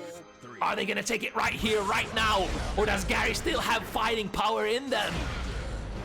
Swing with those Hail Marys, the armor frames, the heat tackle, the hammer fall. If you're not respecting against those, you will get caught. And wall break with the last bit of health. We have 5 seconds of jelly in the bank. We can activate here. This is not too bad. Full jelly. Get a mix up. But again, blocking high. I think Üther was very smart. You know, blocking high during this set against the install pressure. Because I mean, it's your go-to option. That's probably the option that the other players are gonna go into the most of the time. Because that's what brings you. That what brings the bread home most of the time. So we didn't see Gary actually go into the low option, which is usually like too heavy, too often, which is also like fairly lucrative starter as well. But hey, if you guess right, often enough against the mix-up character, that's pretty good. Right, we have one more Potemkin match in the future, but before that, let's check out this matchup that was scheduled by these two players. Nokuza and Horizon signed up together as a package deal, if I recall correctly.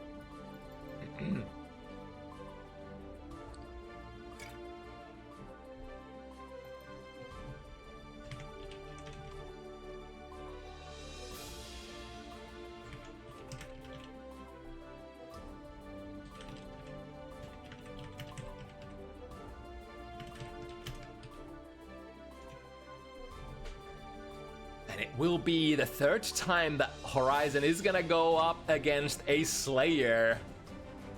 Third time is this charm, right? Right? I guess the problem is that Nokuza is kind of a god tier player, although this is not on Nokuza's main character, right? It would be, which one would it be? I'm not actually sure which character is the strongest one for Nokuza nowadays. Maybe I can do a little spying.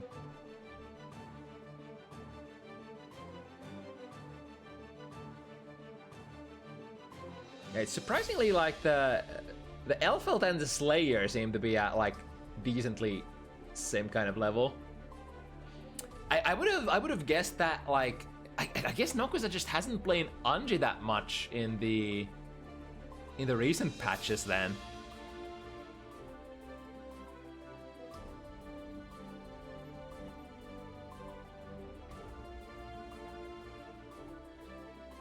All right, but basically the hardest hitting character in the game versus the newly appointed lowest health character in the game. I think due to the recent Season 4 changes, Chip actually now has more EHP than Milia.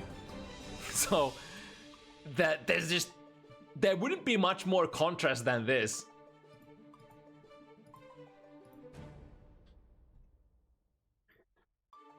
And combined with the facts that, you know, in the Season 4 patch changes, did Milia actually get anything? I think the only relevant thing that Milia lost was her counter anti-air options. So basically Capel just being weaker and not knocking the opponent down anymore, or not knocking them into a combo if you actually manage to land it. And that's pretty much it, right, for Milia for Season 4.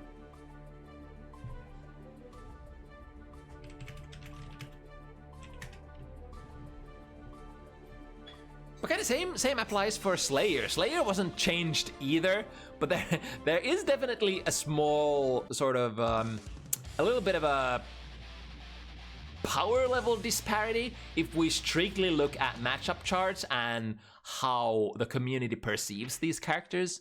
So for Milia, no changes means way more than for what would be much more disadvantageous than like Slayer no changes, because Slayer was already the guy to beat in the last days of season 3.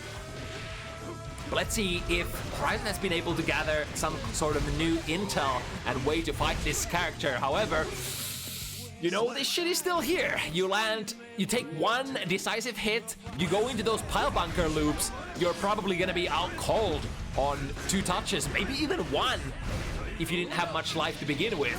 Able to punish here, close slash.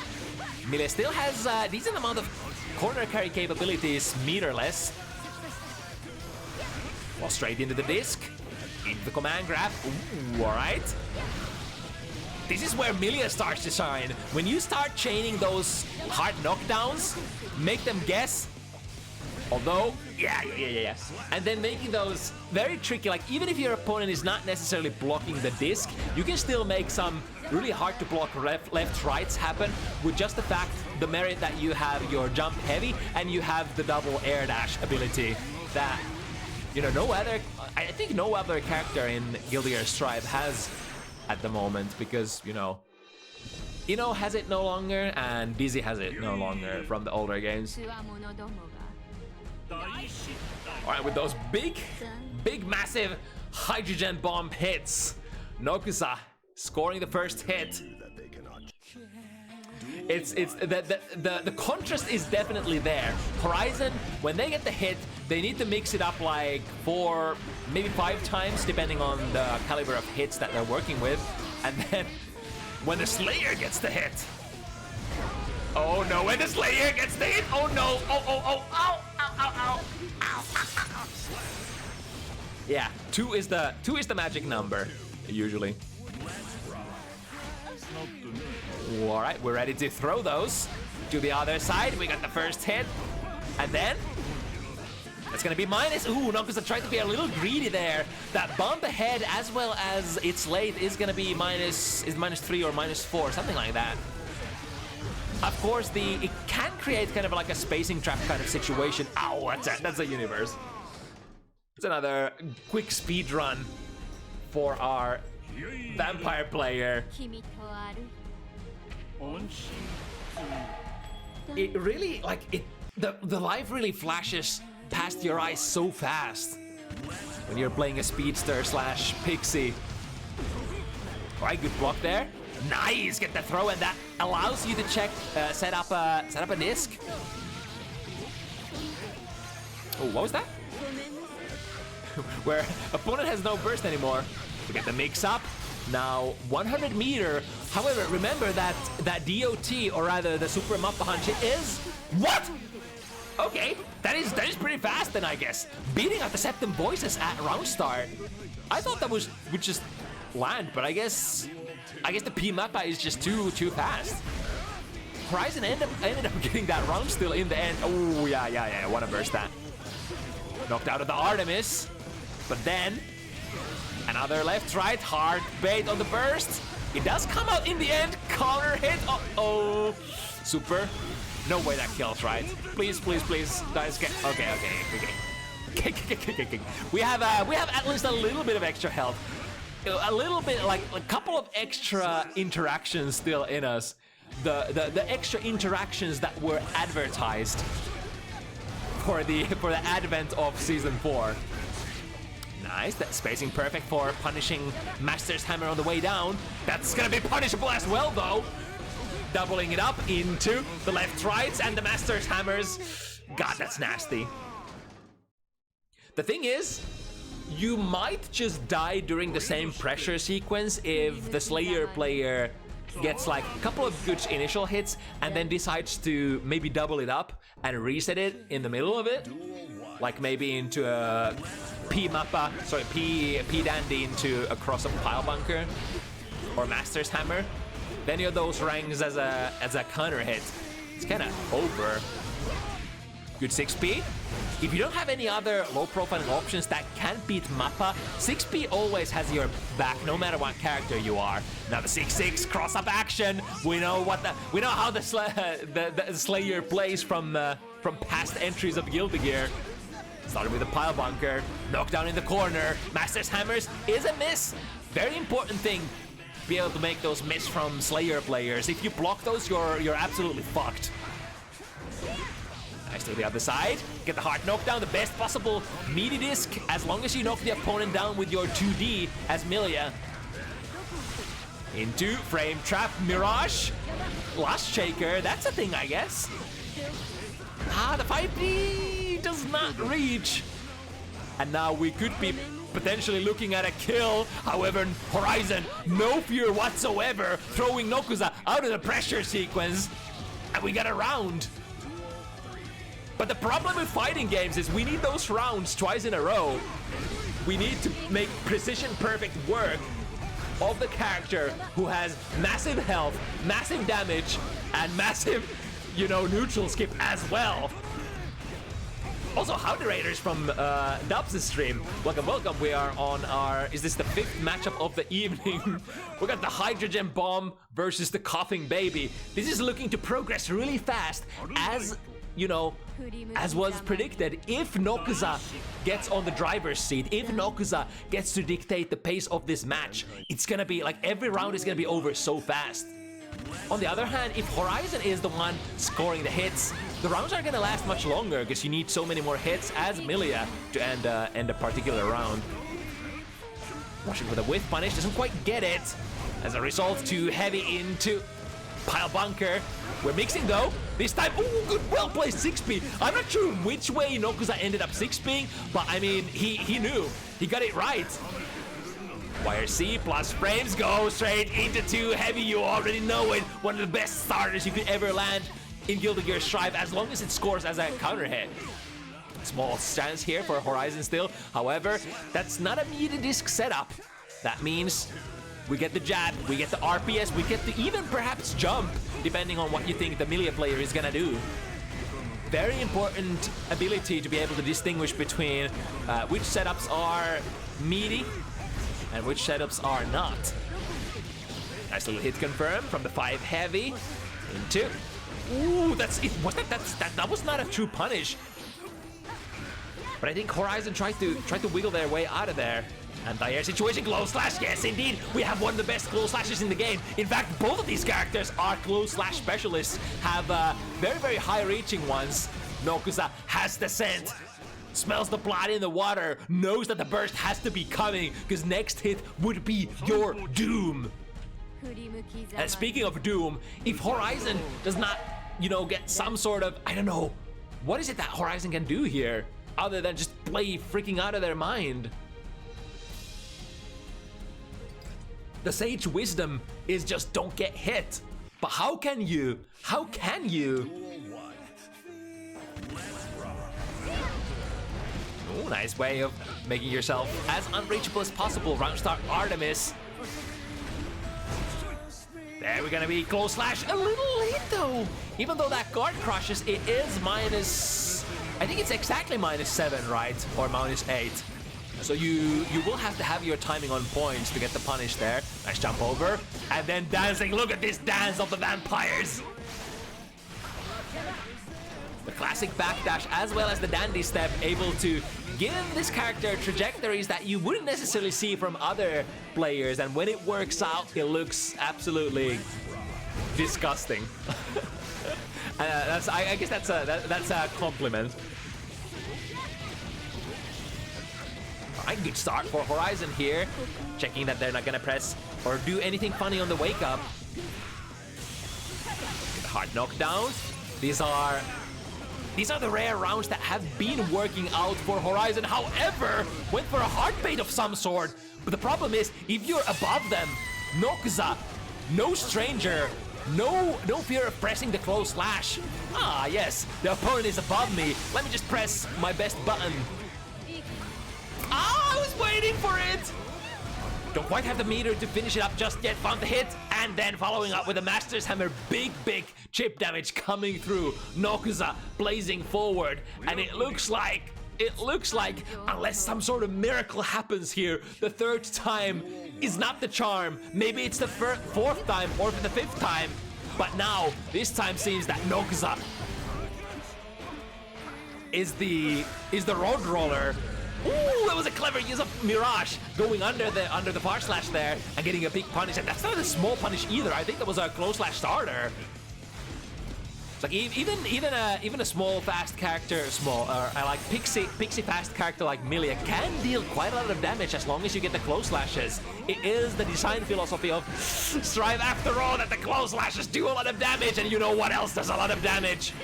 Well, not that, if you miss the starter. Into the Artemis. Uh-oh, the jump slash. Finds the hit. Secures the simple combo. 1, 2, 3 into lots of damage. That's what the doctor ordered. Round start, backdash, cancel into Hand of Doom. First time we see that move from Nokuza. Oh, no, counter hit. Luckily it does not stick for Horizon, for the breath is slowly running out. We have the burst and the 50 meter, but what does that even matter? Could that catch? That's gonna catch the dandy step, but that's a small win. Hand of Doom gets caught clipped by, oh my god, so many good reads for Horizon here, but is that enough? Is that enough? We win the meter war, the anti-air, air to air, gets a good pickup, and then the disc is not meaty though. One more. There we go. That's a meaty disc. Yeah. No, because can't press there. Just have to guess for the high-low. Deflect shield. That's the last of Nokuza's resources. Never mind. There's 50 meter. Deflect shield pushes Nokuza away though. Horizon. No! Tried to swing a button there, but from that distance. Yes. My perfect distance. My go-to. The place where you want to be. At the tip range of too heavy, and goddamn is that character slayer good at that particular range.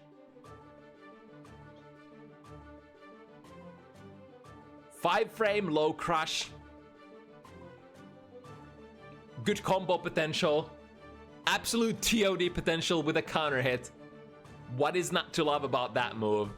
It looks like this time Horizon is gonna have to yield to another extremely powerful Slayer player. It hurts my soul so much. I'm gonna say, like, hope you get well soon.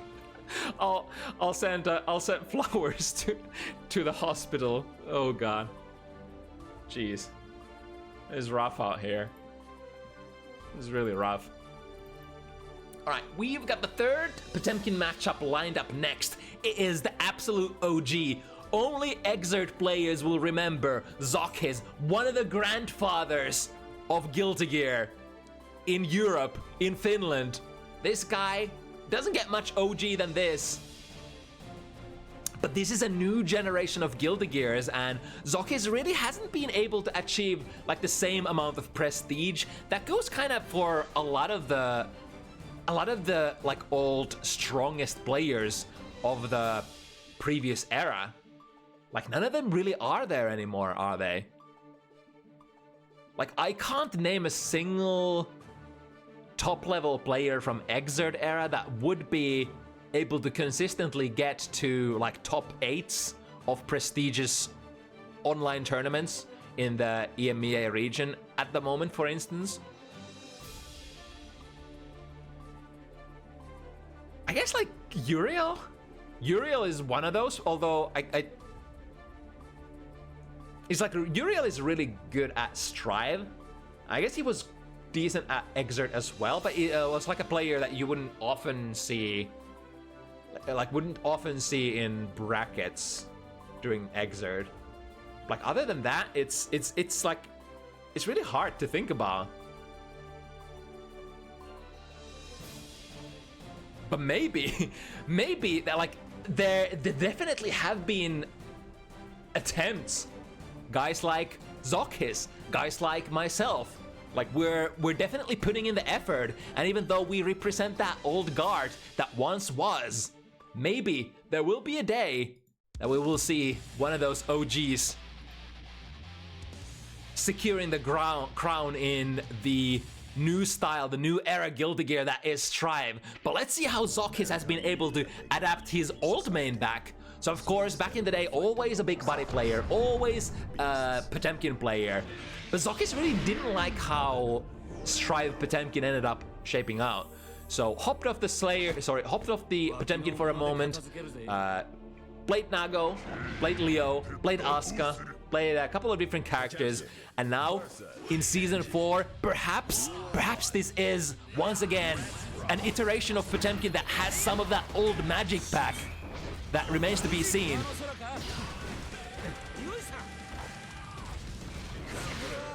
But the trade here, jumping over.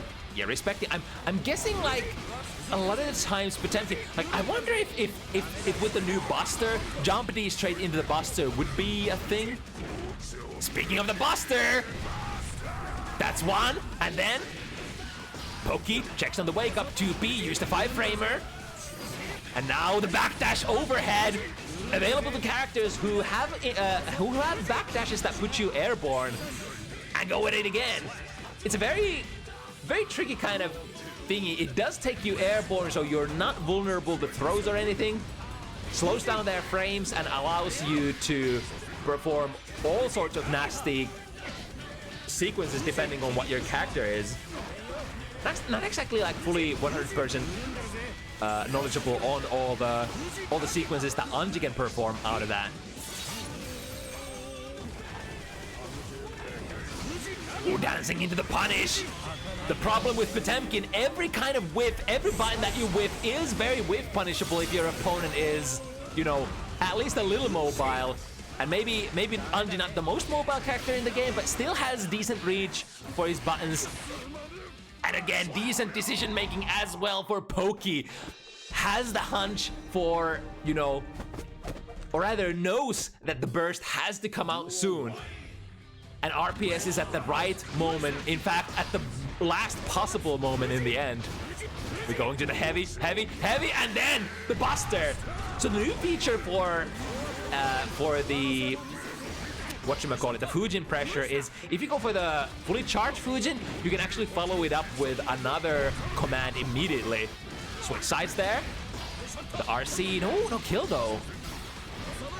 100 meter for Pokey. This, you know, this character Anji is kind of explosive. One good combo here. Can't RC out of those overheads yet. Is that it? No, ends it very early. So ZoKHiZ is gonna survive this. Small kittens for damage for the Issei Ogi. But ZoKHiZ still hasn't bettered their position here, and this is positive bonus. And eventually, it was like four overheads and one combo. But eventually, you're gonna feel it on a heavy character or a defensive character like Potemkin. There we go, able to block the overhead this time, and the reward is a Buster. Pokey uses a burst offensively here, trying to contain ZoKHiZ in the corner. ZoKHiZ has 50, ZoKHiZ has 100 burst. We have all the options available. Goes for Shin. Hard read on the jump would be a kill, or a Heavenly Potemkin Buster is an option as well. ZoKHiZ looking for the openings. Where are they? It's RPS for both of these characters. Some of the most RPS heavy characters in the game. In fact, again, Issei Ogi not gonna be enough. Small damage, but this is a hard knockdown. What are we gonna do with that 100? Heavenly Potemkin Buster PRC is always an option, or we can just get out of the corner with that. Oh, great move for Pokey. That is definitely an Anji-specific, really strong option. Because if you don't want to fuck with that, you know, that post situation of Heavenly Potemkin Buster, where Potemkin recovers in the air and then can just do like double jumps and then maybe come down with the jump D, just do Call. Nothing's gonna beat good old Call, right? It's just kind of like a guaranteed anti-air. But now ZoKHiZ slowly starting to wake up, delivering massive damage. Not massive enough to knock down Pokey here though, but chip damage potential is available and trades into the heavy. Fujin starter. Oh, the armor. We're rocking it 6 heavy. Sorry, 6k. Ooh. Once again, oh, I like it, the new 6k RPS. So I think the RPS is basically you frame trap with flick. You take you cash out on respect with 6k into a delayed buster, and if they try to jump, then you cancel into like hit knuckle, right? Because like 6k into flick can be jumped, right? Or can it? I'm not sure. Either way, I guess the primary options in that RPS are the 6k flick and 6k in the buster.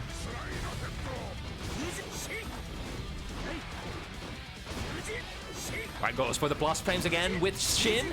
Has not been called out. Ooh, the buster option is wrong as Poke is playing the jumping, the command jump option leading into the plus frames once again. And then close slash 5 heavy into, send them up high. The Hujin follow up low. For a couple of patches now has been able to has been giving a very nice combo for Anji players. One of the perhaps biggest there we go. One of the biggest buffs that you ever got. That's a perfect touch on the armor there. Was able to land between the armor hit and the slight hit registering, causing Poke to get a big fat close slash starter.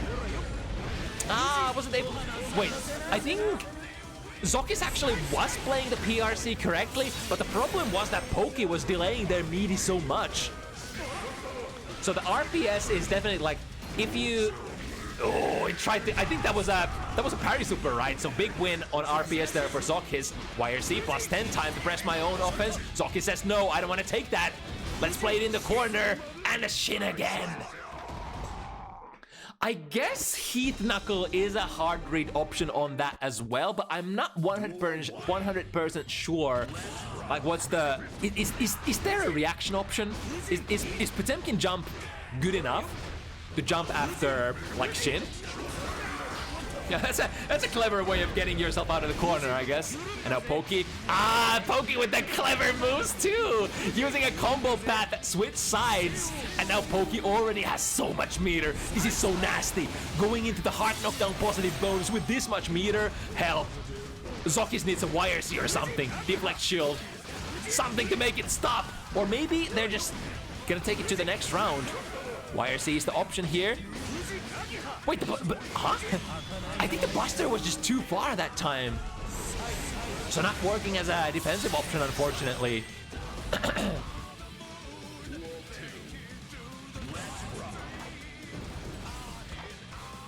Timing is everything when you're trying to RPS against the spins at neutral. Close slash leading into no follow-up Fujin. There we go! Forward Mega Fist countered. That looks like a good one. That looks like a good one. Forward Mega Fist does give you a combo now. I mean, compared to what Poke is gonna get out of it, which is like usually just, you know, plus frames into a blocked normal, that seems pretty good if you get the heart rate right. The combos, nice, into close slash. But Poke, no fear, pressing the 2P, checking the Buster potentially. Ko, yeah, clearing the situation. Even, I think the Ko should be good enough hitbox to actually beat Jump D as well, right? If Ko has enough, you know, enough time to go active. Would he burst? ZoKHiZ said, I think he would. However, Poke thinks otherwise of the situation. Drops the combo though. No Nagiha. RC again, he can RC again. Oh, no, that's a punish. With the Ko, the meter difference, that was just, I mean, there was just too much. At that point, when your opponent can RC twice in pressure, especially if it's Anji, then there's gonna be so many high-lows that, or pressure resets and everything that you have to guard yourself against. Mega Fist. Swings a miss, not punished though. Ooh, that fully charged Hujin is gonna be a backdash catcher as well. But look at this combo. Maximum cash out, baby! 2 heavy loops, the new hammerfall break. No, we're not gonna wait any. Into the corner, 1 more mix. Checks for the buster, 2P mash mash. Don't take my life just yet. IBFD, oh, we got those. That's actually very powerful if you can get an IBFD on Hujin pressure. Should push you pretty much out of any of his follow-ups. Yo, did you just flick the butterfly coming down? That is cute. I mean, of course, you can make it meaty before your opponent has an opportunity to flick it, right? Let's see it. Yeah, it was the butterfly on the way down that ZoKHiZ ended up flicking right in the previous situation. Going it again, preventing that from happening now. But also there's some considerations that your mix-up is gonna be weaker if you just hold them steady and force them to not be able to flick at all. Ooh, using the 50-meter to dance around, making sure that there's no shenanigans, waiting for the burst. ZoKHiZ does not burst yet. He is on the leading position. RC, that's gonna be a kill. Pokey has to be the one making the burst. And now back Mega Fist, the old faithful. Even though the hitbox is kind of garbage, it still fulfills its purpose somewhat. It does put you airborne, and it can definitely crush, especially low hitting strikes. Plus 10 from, don't press a button. That is quite plus nowadays. Backdash is actually successful, won't be able to option select with anything or get a button out there afterwards. Wants to maintain the corner though. Ooh, the heat tackle. We'll be able to get a hard knockdown. The active frames, the 4 active frames. Enough to catch Pokey out of the backdash. Delayed enough. I mean, does not quite match the amount of active frames you get from Close Slash, which is, wait, how many is that? Wait, how active are Close Slashes? Let me check. Close Slashes are... yeah, 6 frames active. Not quite the catching power of that, but still, not too bad. Back Mega Fist, only plus 1 is it now? And Pokey, no fear of the lone plus frame. Oh, also ZoKHiZ, no fear of the plus frames from that shin. Let's see if we got the burst. Just letting it rock. Counter hit, waiting for the burst. It does not come. Pokey with nerves of steel, not donating the burst. In fact, deriving maximum value from the hard baits of the opponent. And that's definitely gonna play a big role when we're moving forward in this matchup. Both players have had their hard baits. And being senior players, they can see the consequences of their actions, and they are capable of adjusting the frequencies of their reads, depending on the opponent. Ooh, good 6P.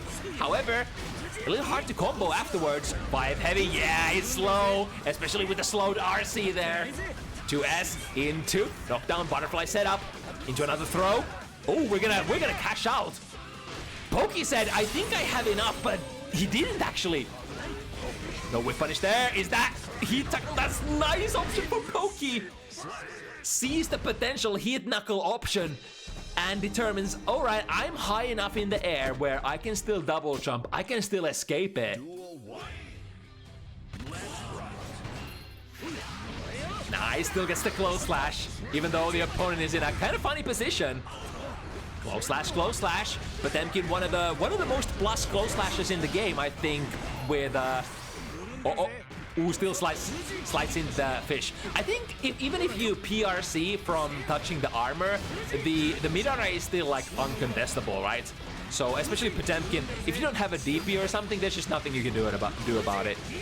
I think often players opt to backdash out of it if they think mid-array is coming. It's not fast enough, huh? ZoKHiZ tried to punish the Fujin low follow-up with a buster, but I mean, I think the hitbox is like the 5-frame startup is for the closest part of the hitbox, and then it slowly extends forward. It might have been a range issue as well. And since we don't have the Kara Buster anymore, you do have a slightly more limited range for your Buster, even though it's naturally, you know, has extended range now. Overhead always leads into only a knockdown this patch. And ZoKHiZ says, I've had enough. Time for me to play straight into close slash and reset. Do we get the mix-ups? Pressure. Sees that they are missing. I like it. Oh, but that's a big whiff. That's gonna be a kill, right? If Poki doesn't drop. Doesn't even need to Issei Ogi. What happened there? Was that a hard read on Poki trying to jump out the heat tackle, or was that a combo mistake? Either way, ZoKHiZ now at a very precarious position. 2 points for Poki's 6. Able to get the punish here. Rather the RP as option. I think Poki used fully charged Fujin into another one, which I think can be interrupted. Back Mega Fist, only getting a hard knockdown, no counter hit for that. On the other hand, Poki scoring a 6-speed counter hit, back to an incident, alright. Being able to capitalize on it though, was maybe going for the throw. Overhead into a small little mosquito bite. Has the meter still. Oh, there's gonna be so many cancels. Don't even need a cancel when you land below though. It's kind of tricky as your life runs out, even if the overhead does not convert anymore in any meaningful way. Speaking of converting though, do heavy counter it into a buster, 60% of their life. But the consistency is the question here. ZoKHiZ needs one more of those to close out the round. And Poki certainly ain't gonna give it to him. Ah, there's a counter hit. That's okay. The wall breaks prematurely, a little earlier than Poki would have liked to. Ooh! Oh! It dropped! How does it drop? We have the RC here. We have the super option as well. Oh, read on the throw. ZoKHiZ didn't option select. No PRC option select on the throw. And now YRC is baited, pushes Poki far away, but then the dash into a throw. Oh, the misery. The last RPS. I got the same. Oh. Just he hard committed into the buster. Had the 50 meter, potentially to PRC. I think that's like it's one of those things that I got told by Shady as well recently when we were sparring. Never try to end a round of Strive with a throw unless you have the PRC option select available. And I think that's pretty decent wisdom. I end up fucking myself over with that very often as well. But yeah, it's still a very early journey for ZoKHiZ's new Potemkin. I mean, technically new, like technically old, but technically new because the Potemkin has like the season 4 Potemkin is very, very different. And this is of course against a fairly established high-level player in the community who is Poki. So again, we gotta play catch up and, you know, try to get back into the groove of things and try to improve fast enough to be able to compete with the best of them. Now, moving on to the last matchup of the evening, we got our North American showdown, where Ukyo and Gatti are facing up in Abba versus Giovanna.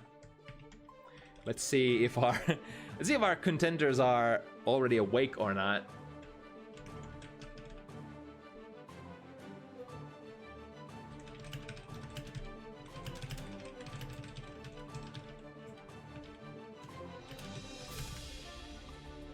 Alright, Ukyo is only in DMs, so send the code in there as well. Oh, that I actually forgot to prompt Ukyo on the event start, so hopefully they're still ready to go.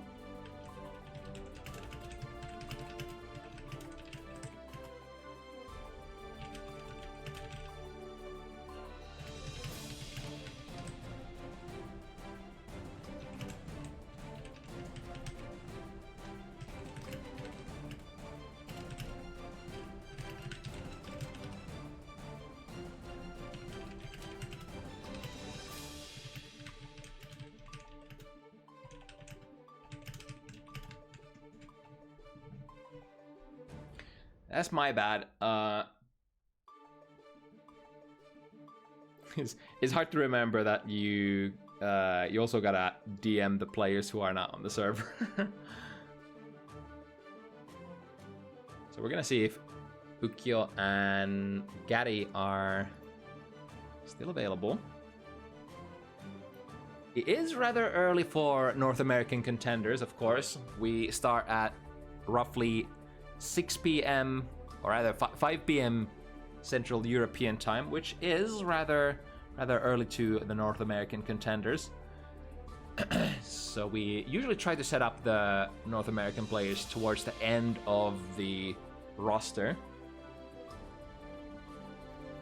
Oh, Gary actually has their internet down. Damn.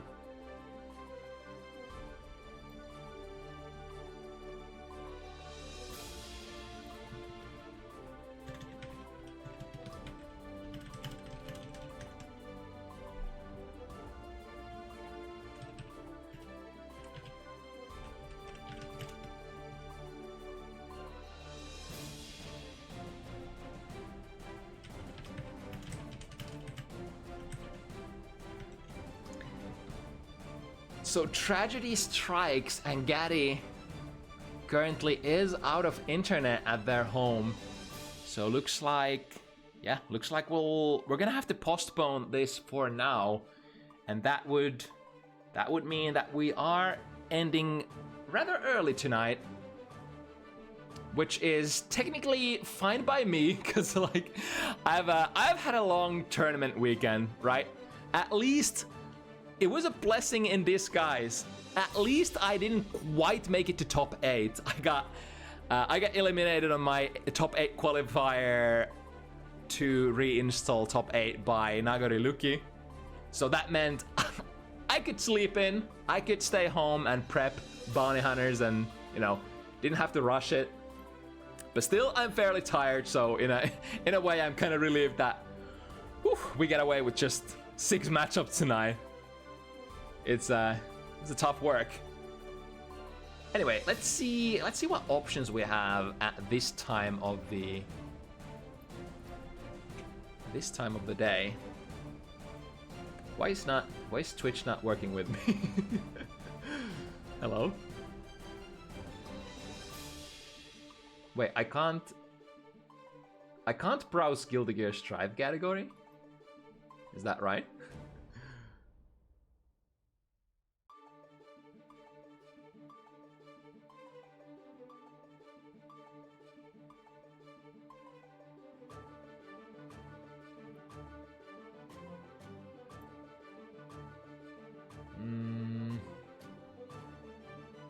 Trying to check what tournaments are going on at the moment. Drekia still has some stuff on the French side of things. That seems to be one of the few tournaments I can find on my list at the moment. So maybe we'll send you guys over to that direction. But again, thank you so much everybody for watching. Sorry it was a little shorter than previously, but hope you still had fun. Quality over quantity, as they say, hopefully on Bounty Hunters. Speaking of which, if you want to join for, you know, one of these FT7s next week, we do this every week, 5 p.m. CET, Central European Time, every Sunday evening. If you want to join, you can join my Discord, for instance, which is the best place to catch the sign-up forms. And we'll try to find an opponent that has good connection to you as well as is of the same skill level as you. If you are an international participant, the safest way to guarantee that you get on the roster would be perhaps sign with a friend that you know, the very least, you can connect to. Otherwise, it's generally gonna be like East Coast America has pretty good synergy with like West Coast Europe. Those matches are like fairly easy to set up, but otherwise it can be a little tough. Anyway, thank you so much for watching. I'll send you guys over to Drekia's And we'll see you again next Sunday with the same Guilty Gear Strive stuff. Till then, stay safe. Bye-bye.